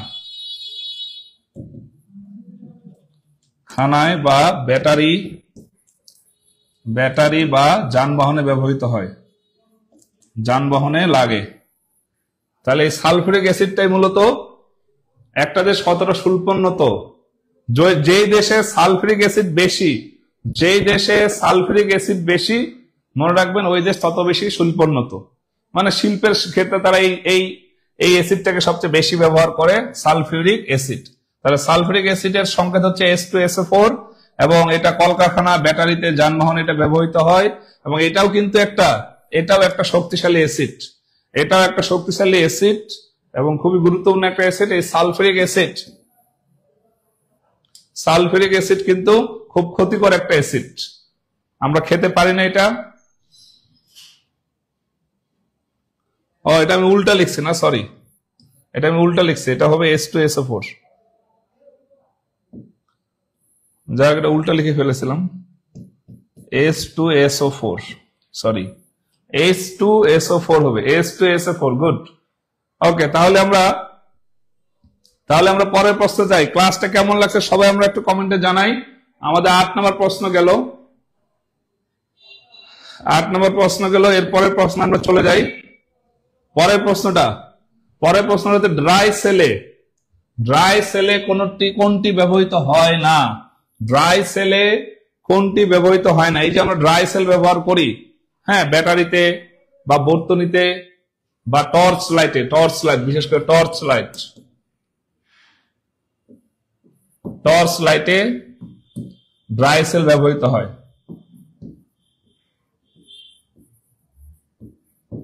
টর্চ লাইটে ড্রাই সেল ব্যবহৃত হয়। তো ড্রাই সেল বানানোর জন্য কি কি লাগে এবং কি কি লাগে না, তাহলে আমরা এখন দেখি।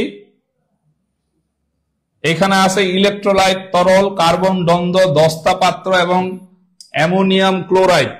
এই চারটার মধ্যে কোনটি ব্যবহার করতে হয় না বা কোনটি ব্যবহৃত হয় না ড্রাই সেলে? সবাই একটা আমরা কমেন্টে জানাই। এটা 9 নম্বর প্রশ্নের উত্তর। 9 নম্বর প্রশ্নের উত্তরটা কি হবে? ড্রাই সেলে কোনটি ব্যবহৃত হয় না। এবং এটাও কিন্তু আপনাদের মূল বই থেকে নেওয়া হয়েছে। দেখবেন মূল বইয়ে প্রশ্নটা আসে, খুবই গুরুত্বপূর্ণ একটা প্রশ্ন। এবং আপনারা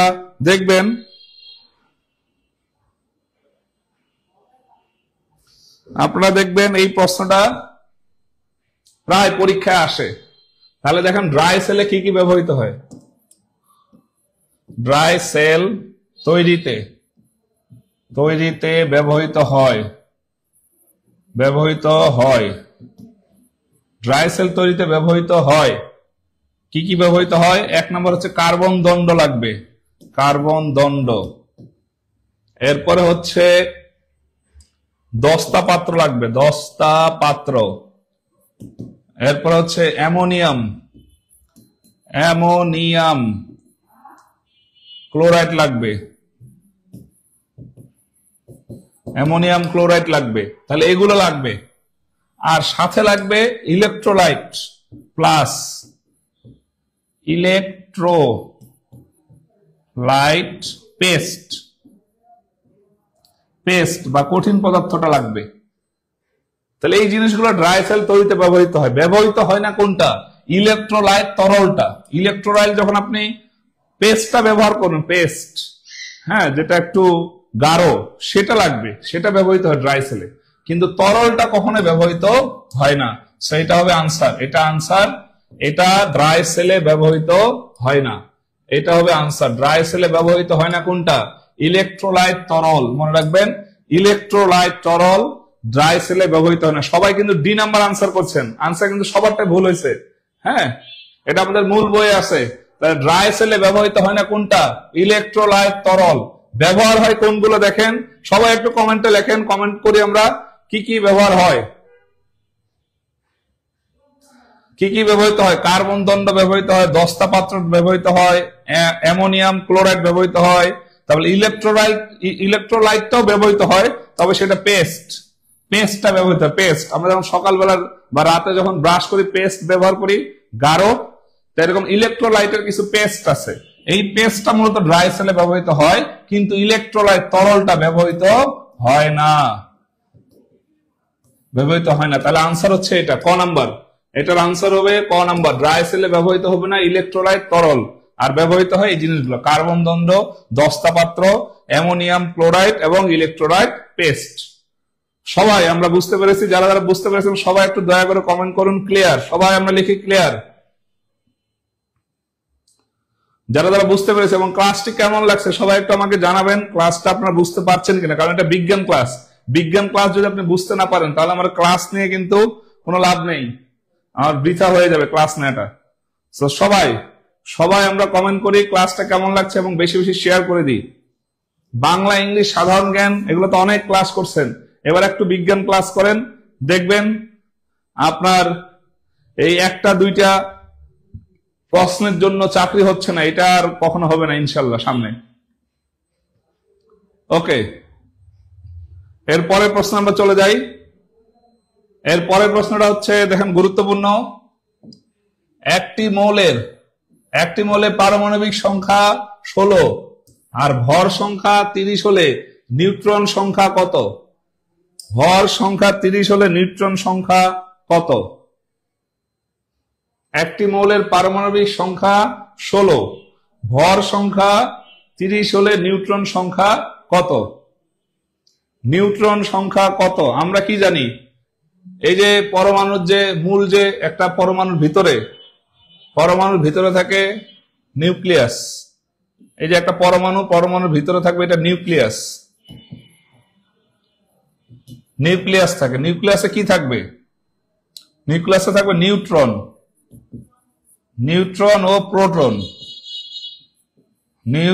ও প্রোটন থাকবে। আর নিউক্লিয়াসের বাইরে কক্ষপথে থাকবে কি? কক্ষপথে থাকবে হচ্ছে ইলেকট্রন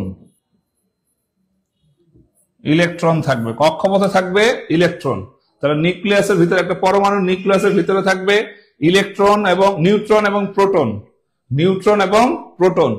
নিউট্রন হবে নেগেটিভ, মনে রাখবেন। নিউট্রন হবে নেগেটিভ চার্জ যুক্ত, অর্থাৎ ঋণাত্মক চার্জ যুক্ত। আর প্রোটন হবে পজিটিভ চার্জ যুক্ত। একটা পরমাণুকে ভাঙলে আপনি নিউক্লিয়াস পাবেন, নিউক্লিয়াসের ভিতরে দুইটা উপাদান পাবেন, নিউট্রন এবং প্রোটন। এদেরকে কেন্দ্র করে আবার ঘুরছে কারা? ইলেকট্রন ঘুরছে। তাহলে বলছে একটি মৌলের পারমাণবিক সংখ্যা 16 হলে ভর সংখ্যা 30, ভর সংখ্যা 30 হলে নিউট্রন কয়টি? এটা একটা ম্যাথ, খুবই গুরুত্বপূর্ণ। সবাই মনে রাখবেন, এখানে একটা সূত্র আছে। সূত্রটা কি? এই যে এখানে আপনার পারমাণবিক সংখ্যা আছে, পারমাণবিক সংখ্যা মানে প্রোটন সংখ্যা, পারমাণবিক মানে প্রোটন সংখ্যা। আর একটা নিউক্লিয়াসে প্রোটন এবং ইলেকট্রন সমান হয়। তাহলে এখন দেখেন সূত্রটা কি? সূত্রটা হচ্ছে ভর সংখ্যা equal to neutron plus proton. তাহলে নিউট্রন তো দেয়া নাই, তাহলে ভর সংখ্যা কয়টা দেওয়া আছে? 30। ভর সংখ্যা দেওয়া আছে 30। আর নিউট্রন দেয়া নাই, এখানে লিখলাম নিউট্রন। আর পারমাণবিক সংখ্যা মানে প্রোটন, তাহলে প্লাস হলো 16। তাহলে 30 থেকে 16 মাইনাস যাবে, 30 থেকে 16 মাইনাস হলে নিউট্রন সংখ্যা হবে 14টি। তাহলে এটা হবে নিউট্রন সংখ্যা, মনে রাখবেন। তাহলে একটা পরমাণুর কেন্দ্রে থাকবে, তাহলে প্রোটন পজিটিভ সংখ্যায় মনে রাখবেন, প্রোটন হচ্ছে পজিটিভ, নিউট্রন হচ্ছে negative. Proton positive, neutron negative. আর নিউক্লিয়াসের ভিতরে থাকবে নিউট্রন এবং প্রোটন, তাদেরকে কক্ষপথে ঘুরছে হচ্ছে ইলেকট্রন। পারমাণবিক সংখ্যা মানে প্রোটন সংখ্যা, ভর সংখ্যা ইকুয়াল টু হচ্ছে নিউট্রন প্লাস প্রোটন। তাহলে নিউট্রন সংখ্যা দেয়া ছিল না, ভর সংখ্যা দেয়া ছিল 30টা, প্রোটন দেয়া ছিল 16টা। এটা আমরা মাইনাস করেছি, মাইনাস করে আমরা নিউট্রন পেয়ে গেছি। তাহলে সূত্রটা মনে রাখবেন, সূত্রটা সবাই আমরা কমেন্টে একটু লিখি যে ভর সংখ্যা equal to neutron plus proton. ভর সংখ্যা equal to neutron plus proton. Neutron plus proton হলো ভর সংখ্যা। সবাই আমরা কমেন্ট করি। তাহলে এই প্রশ্নটা বুঝতে পেরেছেন এবং খুবই সহজ একটা প্রশ্ন। এই প্রশ্নটাই কিন্তু ম্যাথ আকারে অনেক পরীক্ষায় আসছে, অনেক পরীক্ষায়, এবং একই প্রশ্ন যার সংখ্যাগুলো পাল্টায় দেয়। কখনো ভর সংখ্যা চায়, কখনো নিউট্রন চাইবে, কখনো প্রোটন চাইবে, কখনো পারমাণবিক সংখ্যা চাইবে। একই প্রশ্ন, সূত্র একটাই, সূত্রটা সবাই আমরা লিখি ভর সংখ্যা equal to neutron proton, neutron plus proton, এবং নিউট্রন হলো নিউট্রন এবং প্রোটন। ওকে, এরপরের প্রশ্ন আমরা চলে যাই। পরের প্রশ্নটা হলো 11 নম্বর, খুব গুরুত্বপূর্ণ। ইথিলিন, ইথিলিন, ইথিলিন একটা হরমোন, ইথিলিন একটা হরমোন। এই হরমোনটা সম্পর্কে কোন তথ্যটি সঠিক নয়? সঠিক নয় মানে মিথ্যা তথ্য, মিথ্যা তথ্য। সঠিক নয় মানে হলো মিথ্যা তথ্য। তো তাহলে ইথিলিন সম্পর্কে কোন তথ্যটি মিথ্যা নয়, সরি সরি সঠিক নয়, সঠিক নয় মানে মিথ্যা।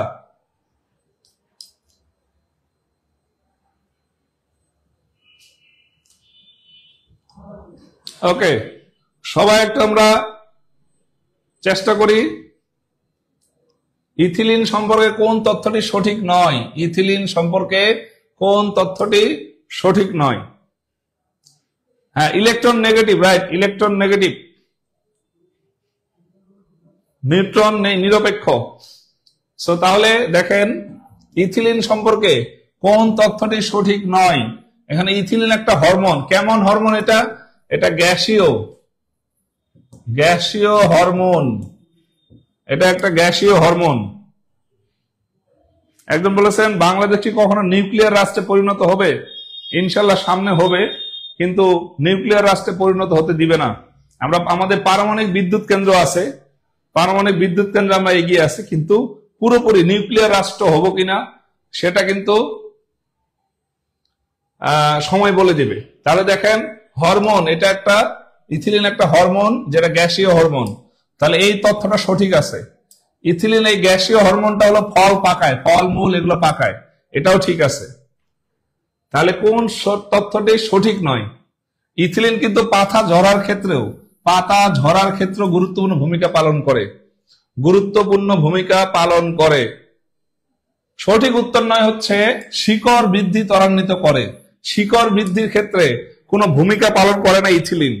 ইথিলিন নিচের অর্থাৎ মাটির নিচে শেকড়ের যে যত জিনিসপত্র আছে এগুলো নিয়ে কিন্তু কোনো তার নেই, মাথা ব্যথা নেই। সে কি করবে? ফল পাকাবে, সে পাতা ঝরার ক্ষেত্রে গুরুত্বপূর্ণ ভূমিকা পালন করবে। কিন্তু শিকড় বৃদ্ধি, শিকড় বাড়াবে নাকি কমাবে, সেটা নিয়ে কখনোই ইথিলিন মাথা ঘামায় না। তাহলে ইথিলিন মানে হলো ফল পাকাবে, সে একটা গ্যাসীয় হরমোন এবং সে পাতা ঝরার ক্ষেত্রে গুরুত্বপূর্ণ ভূমিকা পালন করবে।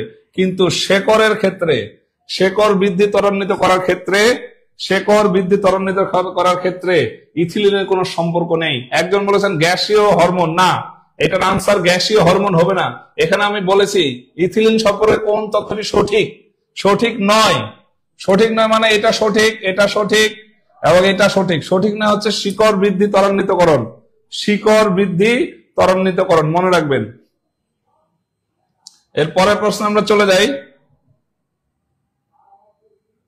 পরের প্রশ্নটা হচ্ছে কৃষিতে, কৃষিতে পতঙ্গ নিয়ন্ত্রণে কোন তেজস্ক্রিয় রশ্মি ব্যবহার করা হয়? কৃষিতে পতঙ্গ নিয়ন্ত্রণে কোন তেজস্ক্রিয় রশ্মি ব্যবহৃত হয়? কৃষিতে পতঙ্গ নিয়ন্ত্রণে কোন তেজস্ক্রিয় রশ্মি ব্যবহৃত হয়? তাহলে এখানে দেখেন ইউরেনিয়াম, ইউরেনিয়াম ব্যবহৃত হয় পরমাণু, পরমাণু কেন্দ্রে, কেন্দ্রে, পরমাণু কেন্দ্রে আমরা পরমাণু বিদ্যুৎ তৈরি করি, পরমাণু বোমা তৈরি করি, ঠিক আছে।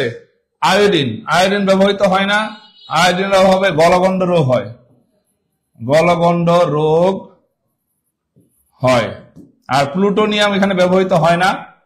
তাহলে কৃষিতে পতঙ্গ নিয়ন্ত্রণে তেজস্ক্রিয় রশ্মি ব্যবহার হয় যেটা, সেটা হচ্ছে কোবাল্ট 60, যেটার নাম হচ্ছে আইসোটপ। আইসোটপ, আইসোটপ মানে হচ্ছে প্রোটন সংখ্যা, প্রোটন সংখ্যা সমান থাকে, প্রোটন সংখ্যা সমান থাকলে সেটাকে আমরা বলবো আইসোটপ, আইসোটপ বলবো। আইসোটপ দিয়ে আমরা তেজস্ক্রিয় রশ্মি ব্যবহার করে এই কৃষিতে পতঙ্গগুলো নিয়ন্ত্রণ করি, পতঙ্গগুলো আমরা নিয়ন্ত্রণ করি, মনে রাখবেন।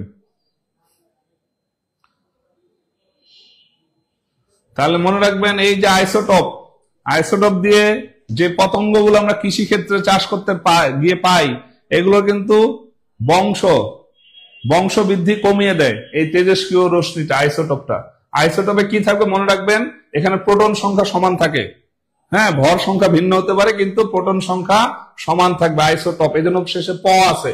শর্টকাটে মনে রাখার উপায় হচ্ছে প, শেষে প আছে মানে হলো প্রোটন সংখ্যা সমান, প্রোটন সংখ্যা সমান। আর পরমাণু কিন্তু ইউরেনিয়াম সবচেয়ে বেশি ব্যবহৃত হয়, যেমন 235, ইউরেনিয়াম 235টা ব্যবহৃত হয়। একদম বলেছেন 335, হ্যাঁ ওটা ব্যবহৃত হয়। তাহলে পতঙ্গ নিয়ন্ত্রণে কোন তেজস্ক্রিয় রশ্মি ব্যবহৃত হয়, সেটার নাম হচ্ছে কোবাল্ট 60 আইসোটোপ। মনে রাখবেন, কোবাল্ট 60 আইসোটোপ খুব গুরুত্বপূর্ণ। এটার মাধ্যমে মূলত এই তেজস্ক্রিয় রশ্মিতে ব্যবহার করে আমরা পতঙ্গগুলোর বংশ নির্বংশ করে দিই এবং তাদের বংশ নিয়ন্ত্রণ করি, প্রজনন নিয়ন্ত্রণ করে আমরা পতঙ্গ নিয়ন্ত্রণ করে কৃষিতে ফসল উৎপাদন বাড়িয়ে তুলি। তাহলে এই আইসোটোপটা খুবই গুরুত্বপূর্ণ। তেজস্ক্রিয় রশ্মি কৃষিতে ব্যবহার করব কোনটা, সেটা হলো আইসোটোপ। এবং আইসোটোপ কিন্তু ক্যান্সার নিয়ন্ত্রণে ব্যবহৃত হয়, মনে রাখবেন,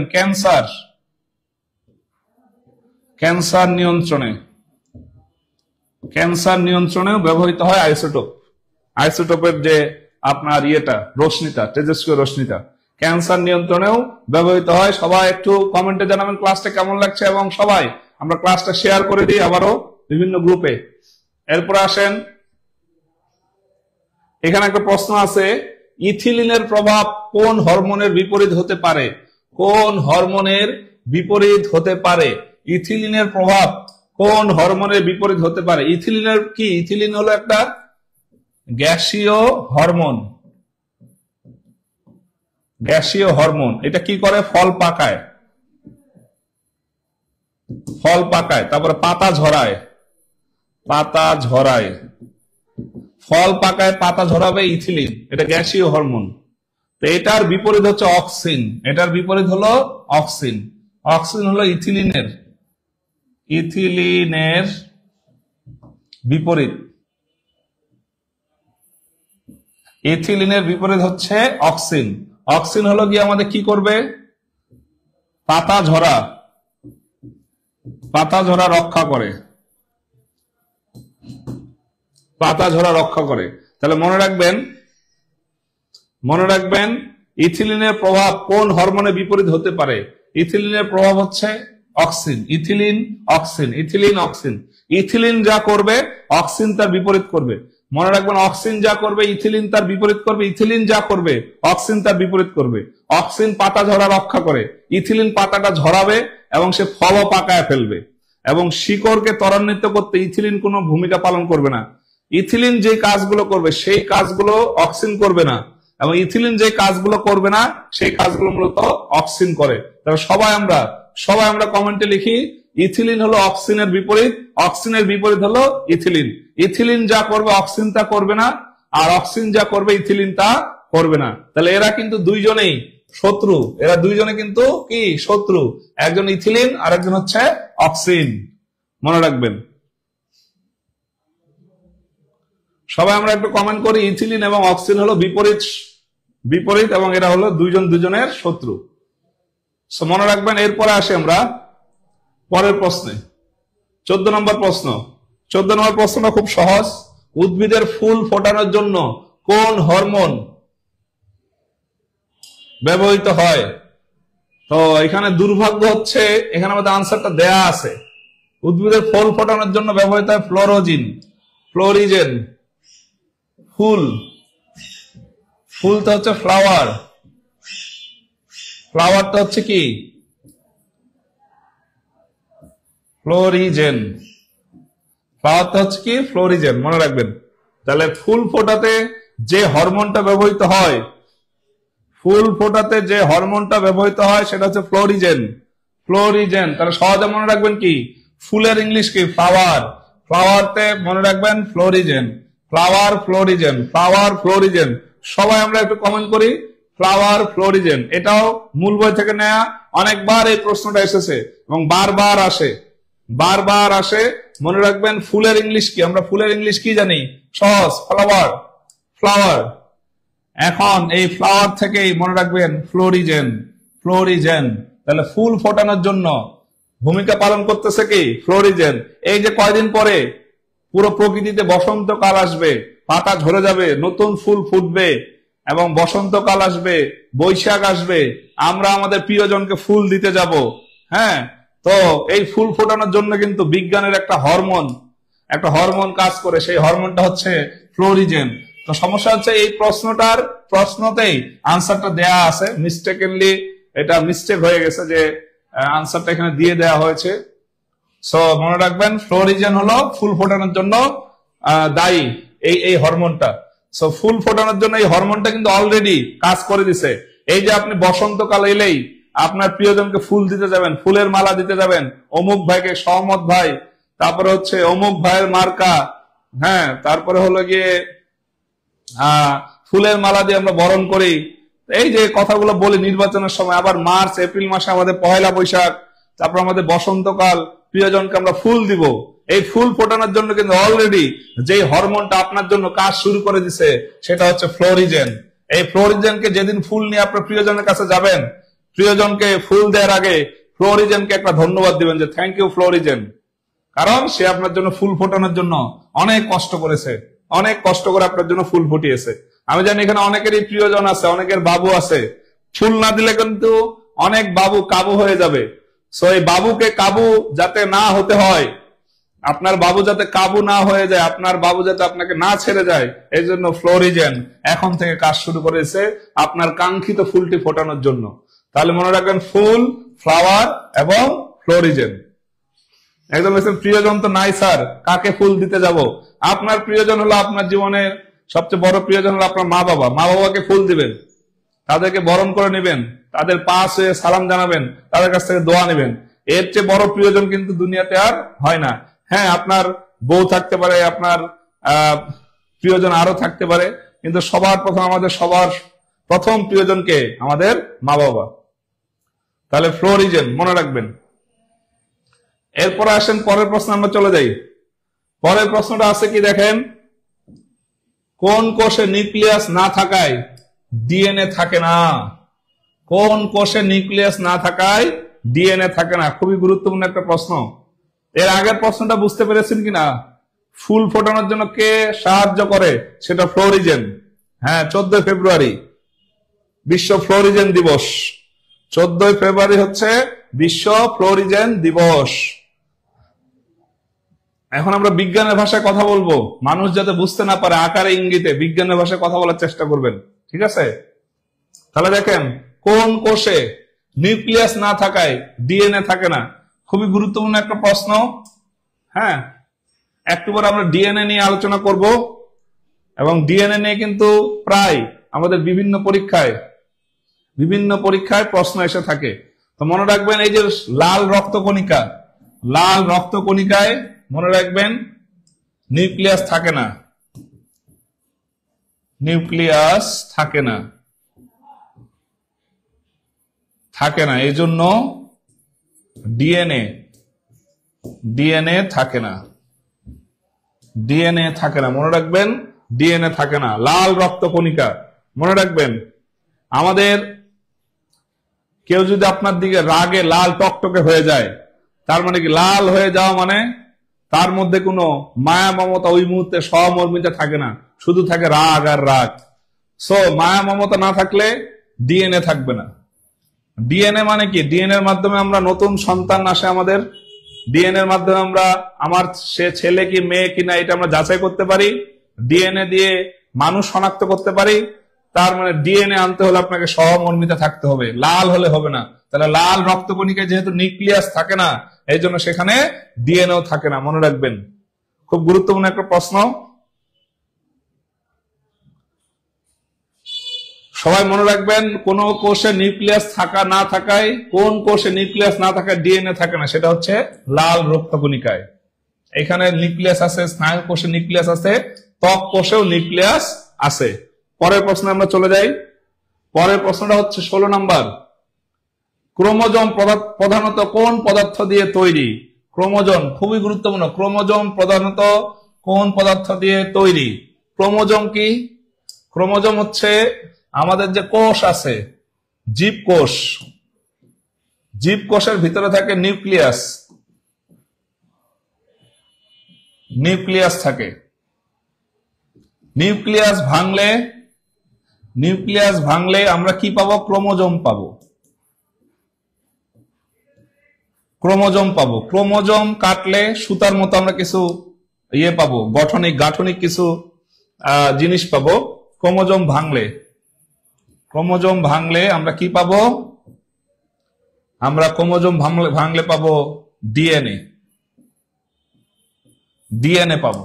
তাহলে মনে রাখবেন, জীবকোষে নিউক্লিয়াস থাকে, নিউক্লিয়াস ভাঙলে আমরা কি পাবো? ক্রোমোজোম পাবো। ক্রোমোজোম ভাঙলে আমরা কি পাবো? ডিএনএ পাবো। এই যে আমরা বলি সুতার মতো দেখতে, এই যে এইভাবে ডাবল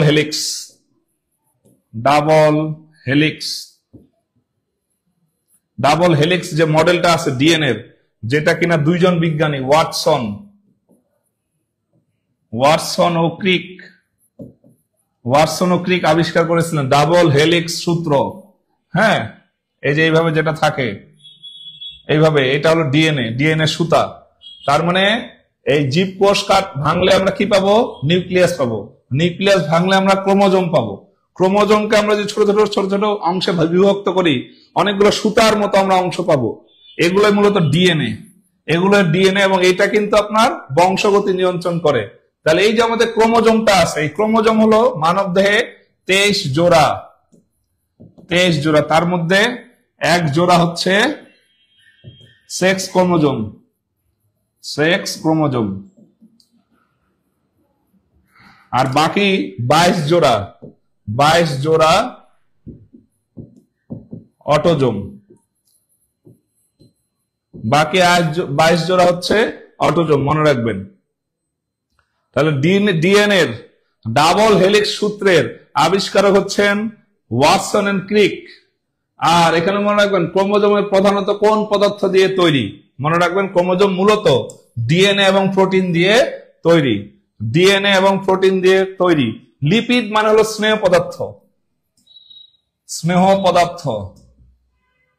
পদার্থে যে এটা থাকে, এটা লিপিড থাকে না। আরএনএ তো আলাদা জিনিস, ডিএনএ এর উল্টা, শর্করা থাকে না, আর এনজাইম লবণ তো থাকেই না। এগুলো হবে না, এগুলো না, এটাও না। আনসার হচ্ছে কি ডিএনএ এবং প্রোটিন। ক্রোমোজোম দুইটা জিনিস দিয়ে গঠিত, একটা ডিএনএ ক্রোমোজোমে থাকবে। ক্রোমোজোম ভাঙলে আপনি দুইটা জিনিস পাবেন, একটা ডিএনএ পাবেন, আর একটা হচ্ছে প্রোটিন পাবেন। প্রোটিনে মূলত মূল অংশ, যেটা হলো এই ক্রোমোজোমে থাকবে। ক্রোমোজোমে থাকলে কি কি থাকবে? ডিএনএ এবং প্রোটিন। তাহলে ডিএনএ এবং প্রোটিন দিয়ে ক্রোমোজোম গঠিত। ক্রোমোজোম ভাঙলে আপনি কি পাবেন? ডিএনএ পাবেন। ডিএনএ কি জিনিস একটু পর আমরা পরের কোশ্চেনে দেখবো। তাহলে দেখেন, জীবকোষে আপনি পাবেন নিউক্লিয়াসকে ভাঙলে ভিতরে পাবেন ক্রোমোজোমকে কাটলে সুতার মতো যে অংশগুলো পাবেন সেগুলো হচ্ছে ডিএনএ। এই যে ডিএনএ হলো ডাবল হেলিক্স মডেল আছে, একটা ডাবল হেলিক্স মডেল। এই মডেলটার জনক হচ্ছেন ওয়াটসন এন্ড ক্রিক। আর ক্রোমোজোম হচ্ছে 23 জোড়া, এক জোড়া সেক্স ক্রোমোজোম আর 22 জোড়া হচ্ছে অটোজোম। মোট হলো 23 জোড়া বা 46টি, মনে রাখবেন। আমরা পরের প্রশ্ন চলে যাই। আশা করি এটা বুঝতে পেরেছেন। যারা বুঝতে পেরেছেন সবাই লিখুন একটু ক্লিয়ার। সবাই একটু ক্লিয়ার লিখি, দয়া করে আমরা সবাই ক্লিয়ার লিখি। এবং আশা করি ক্লাসটা আপনার ভালো লাগছে। ক্লাসটি কেমন লাগছে জানাবেন, এবং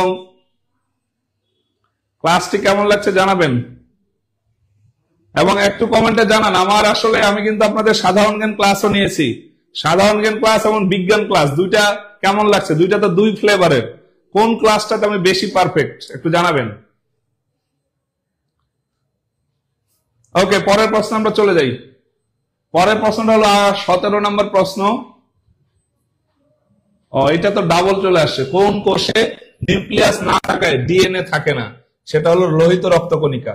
লোহিত রক্তকণিকার মেয়াদ হলো 120 দিন। আর এই যে শ্বেত রক্তকণিকা আমাদের রোগ প্রতিরোধ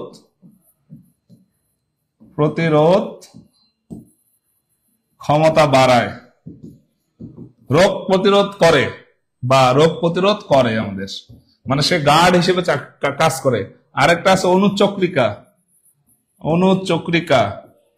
অনুচক্রিকা জিনিসটা হলো গিয়ে রক্ত জমাট বাঁধায়, রক্ত জমাট বাঁধায়। মনে রাখবেন অনুচক্রিকা কি করে? রক্ত জমাট বাঁধায়। এই জন্য কোন ভিটামিন লাগবে? ভিটামিন কে লাগবে। ভিটামিন কে থাকলে আপনার রক্ত জমাট বাঁধাবে কে? অনুচক্রিকা। মনে রাখবেন রক্তে যে উপাদানগুলো আছে। সো দেখেন তাহলে এই প্রশ্নটা রিপিট হয়ে গেছে আনফরচুনেটলি। একটা হচ্ছে কোন কোষে নিউক্লিয়াস না থাকে, ডিএনএ থাকে না।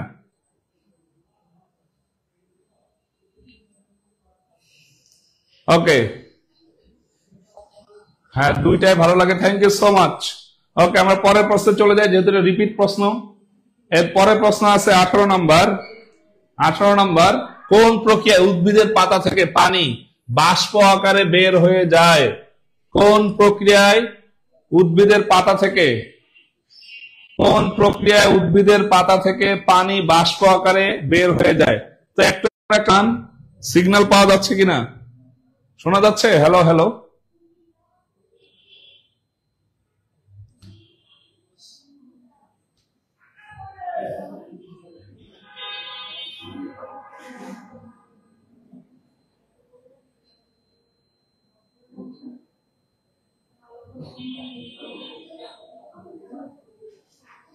তাহলে দেখেন আমার কথা শোনা যাচ্ছে কিনা, আমার কথা শোনা যায়? হ্যালো, সবাই একটু জানাবেন। রাজিয়া সুলতানা বলেছেন প্রসেদন, সবাই একটু জানান।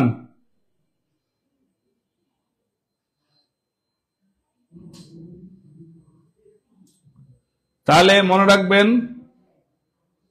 তিনটা জিনিস, এই তিনটা জিনিস খুবই গুরুত্বপূর্ণ সামনে পরীক্ষাগুলোর জন্য। একটা হচ্ছে ব্যাপন, আরেকটা হচ্ছে প্রসেদন, আরেকটা হচ্ছে অভিস্রবণ। ব্যাপন, প্রসেদন এবং হ্যাঁ শোনা যাচ্ছে স্যার, ঠিক আছে শোনা যাচ্ছে। ওকে, শোনা যাচ্ছে। ওকে ওকে, তাহলে এই যে প্রসেদন দিয়ে পাতা থেকে পানি বাষ্প আকারে বের হয়। তাহলে মনে রাখবেন পাতা থেকে পানি বাষ্প আকারে বের হয় কি দিয়ে? প্রসেদন দিয়ে, নট অভিস্রবণ। অভিস্রবণ দিয়ে কিন্তু না, মনে রাখবেন অভিস্রবণ দিয়ে না। কি দিয়ে সেটা? প্রসেদন দিয়ে। আর ব্যাপন দিয়ে হলো মানে চারদিকে ছড়িয়ে পড়া। আর অভিস্রবণ মানে কি? নিচের থেকে কোনো কিছু উঠানো, নিচের থেকে কোনো কিছু উঠানো হচ্ছে অভিস্রবণ। তাহলে প্রসেদন পাতা, মনে রাখবেন প্রসেদন পাতা থেকে পানি বাষ্প আকারে চলে যাবে প্রসেদন। পাতা থেকে পানি বাষ্প আকারে চলে যাবে কি? প্রসেদন। পাতা থেকে পানি যখন বাষ্প আকারে চলে যাচ্ছে আবহাওয়াতে, এটা হলো প্রসেদন। শর্টকাটে মনে রাখবেন প্রসেদন মানে পাতা থেকে পানি বের হওয়া, তাহলে এটা হচ্ছে প্রসেদন। মনে রাখবেন এটা প্রসেদন। এরপরে আসি আমরা পরের প্রশ্নে। পরের প্রশ্নটা হচ্ছে 19 নাম্বার, মাটির শেকড়ে কোষে পানি প্রবেশের প্রধান কারণটা কি? মাটির শিকড়ের কোষে পানি প্রবেশের প্রধান কারণ কোনটি? দেখেন এটা ফটোসিনথেসিস মানে কি? সালোক সংশ্লেষণ, মনে রাখবেন। একটু আগে তো প্রসেদন দেখলাম, প্রসেদন মানে পাতা থেকে পানি বের হবে। আর ব্যাপন মানে চারদিকে ছড়িয়ে পড়া। তাহলে এখানে আনসার হবে অভিস্রবণ হচ্ছে আনসারটা কি বলছে এখানে দেখেন, মাটির শেকড়ের কোষে পানি প্রবেশের প্রধান কারণ। শেকড় দিয়ে গাছে পানি যদি প্রবেশ করাইতে হয়, শেকড় দিয়ে পানি যদি গাছে প্রবেশ করাইতে হয়, সেটার জন্য দরকার হলো কি? দরকার আমাদের অভিস্রবণ দরকার। মনে রাখবেন এটা অভিস্রবণ এই কাজটা আপনাকে করে দিবে। অভিস্রবণ আপনার কাজটা করে দিবে। অভিস্রবণ মানে কি? শেকড় দিয়ে পানি প্রবেশ করাবে, অভিস্রবণ, মনে রাখবেন। এরপর আসেন এর পরের প্রশ্নটা। আমরা তো ফ্রি কোর্স সম্পর্কে জেনেছি, সো 20 নম্বর প্রশ্নটা দেখেন, এখানে 20 নম্বর প্রশ্নটা আছে, ফুলের গন্ধ ছড়িয়ে পড়া কোন প্রক্রিয়ার উদাহরণ? আমি কি বলেছিলাম? প্রথমে দেখেন প্রসেদন। প্রসেদন মানে হচ্ছে পাতা দিয়ে পানি বের হওয়া। এরপর অভিস্রবণ কি বললাম আমি? অভিস্রবণ বললাম শেকড় দিয়ে পানি গাছে প্রবেশ, শেকড় দিয়ে পানি গাছে প্রবেশ। এবং ব্যাপন, তাহলে ব্যাপনটা দেখেন আমরা কি কি বললাম? প্রসেদন মানে পাতা দিয়ে পানি বের হওয়া, অভিস্রবণ হলো শেকড় দিয়ে পানি গাছে প্রবেশ করে, এবং ব্যাপন দিয়ে হলো গিয়ে গ্যাস বা বাস্তুকণা, গ্যাস বা বাস্তুকণা বাতাসে ছড়িয়ে পড়ে। মনে রাখবেন, বাতাসে ছড়িয়ে পড়ে। তাহলে ফুলের গন্ধ ছড়িয়ে পড়া কোন প্রক্রিয়ার উদাহরণ? ছড়িয়ে পড়া। ছড়িয়ে পড়া মানে হচ্ছে ব্যাপন, সেটা হবে আনসার ব্যাপন।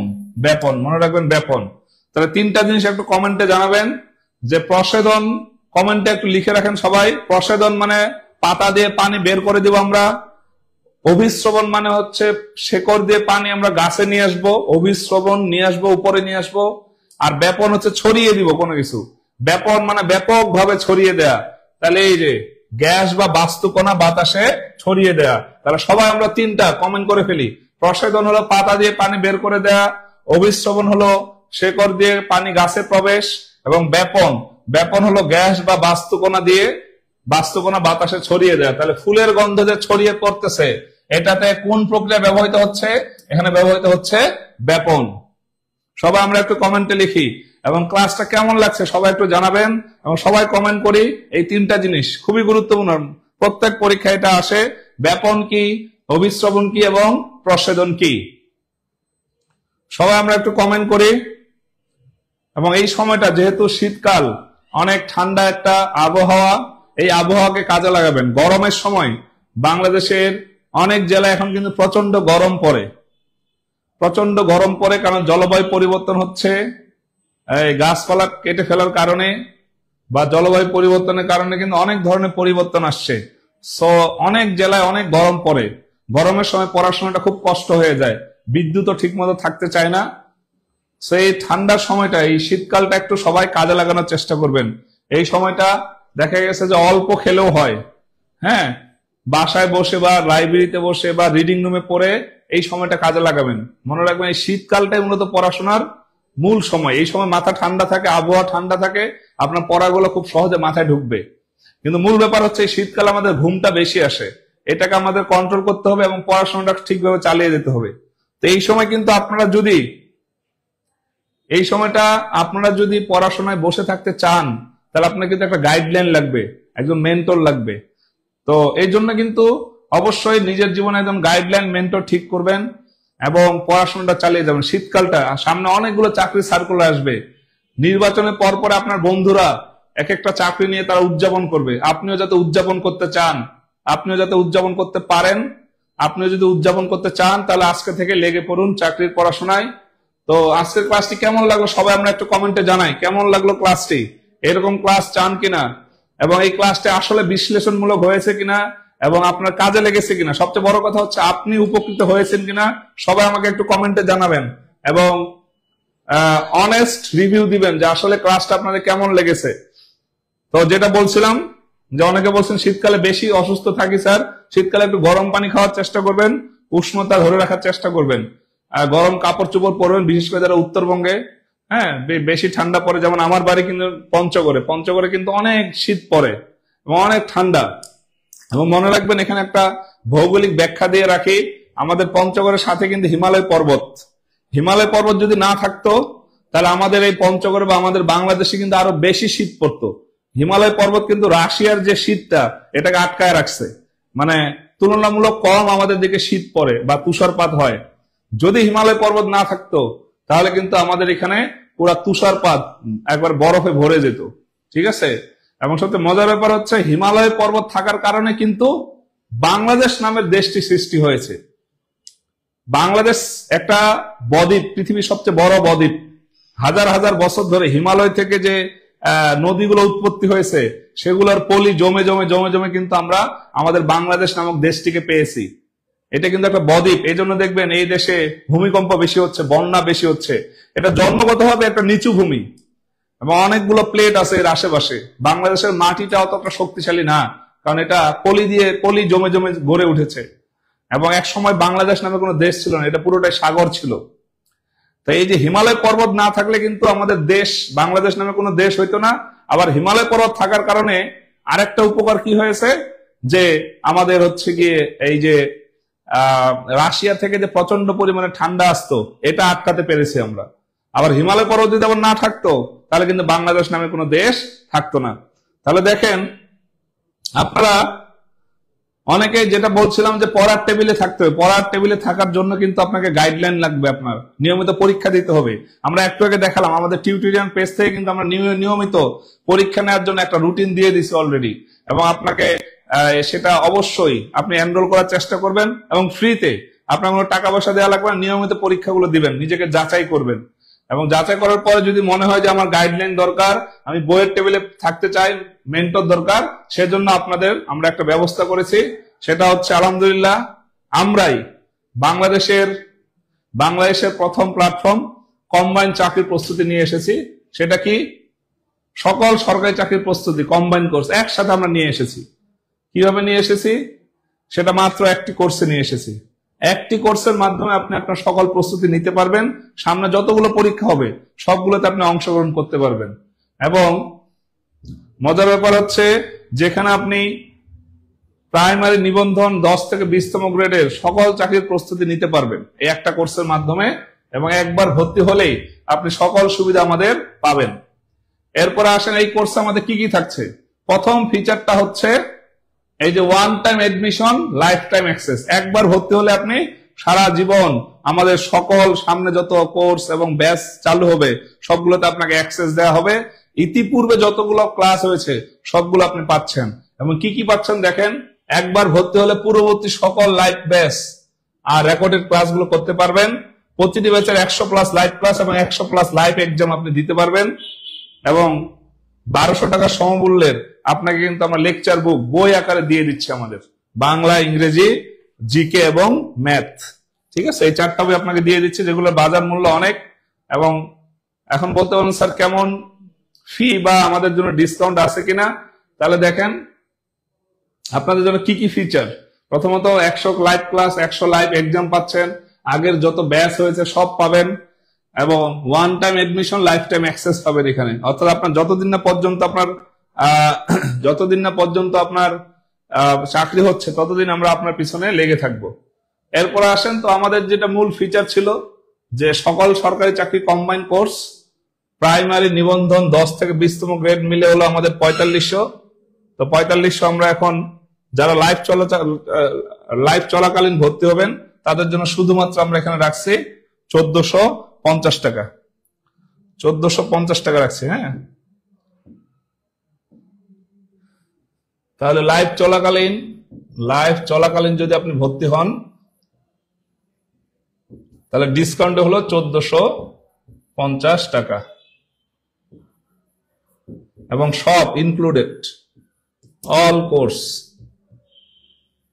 কোর্স আপনি 1450 টাকা পেয়ে যাবেন। যারা ভর্তি হতে চাচ্ছেন অফারে বা আজকের মধ্যে, তারা এই নাম্বারে আপনারা হচ্ছে গিয়ে টাকা পাঠিয়ে স্ক্রিনশটটা আমাদের হোয়াটসঅ্যাপ নাম্বারে পাঠিয়ে দিবেন, সাথে সাথে আপনাকে আমাদের গ্রুপে অ্যাড করে দেব। এবং প্লিজ সেন্ড লিংক, আমাদের লিংক দেওয়া আছে, ওখানে লিংকটা দেওয়া আছে এবং হোয়াটসঅ্যাপ লিংকটাও দেওয়া আছে। সো যারা ভর্তি হতে চাচ্ছেন আমাদের প্রাইমারি নিবন্ধন এবং 10 থেকে 20তম গ্রেড, আপনি একবার ভর্তি হলে এরপর আর কোনো টাকা দেওয়া লাগবে না, আর কোনো টাকা পয়সা দেওয়া লাগবে না, মাত্র 1450 টাকা। এটা দিয়ে ভর্তি হলে আমাদের আগের যত ব্যাচ সবগুলোতে আপনি অ্যাক্সেস পাবেন, পরবর্তীতে যত ব্যাচ আসবে সবগুলোতে আপনি অ্যাক্সেস পাবেন। সেই সাথে আমাদের প্লাস হলো কি আমাদের বই ফ্রি পাবেন, আপনি বইগুলো ফ্রি। ঠিক আছে, তাহলে মূল কথা হলো 1 নাম্বার, আপনি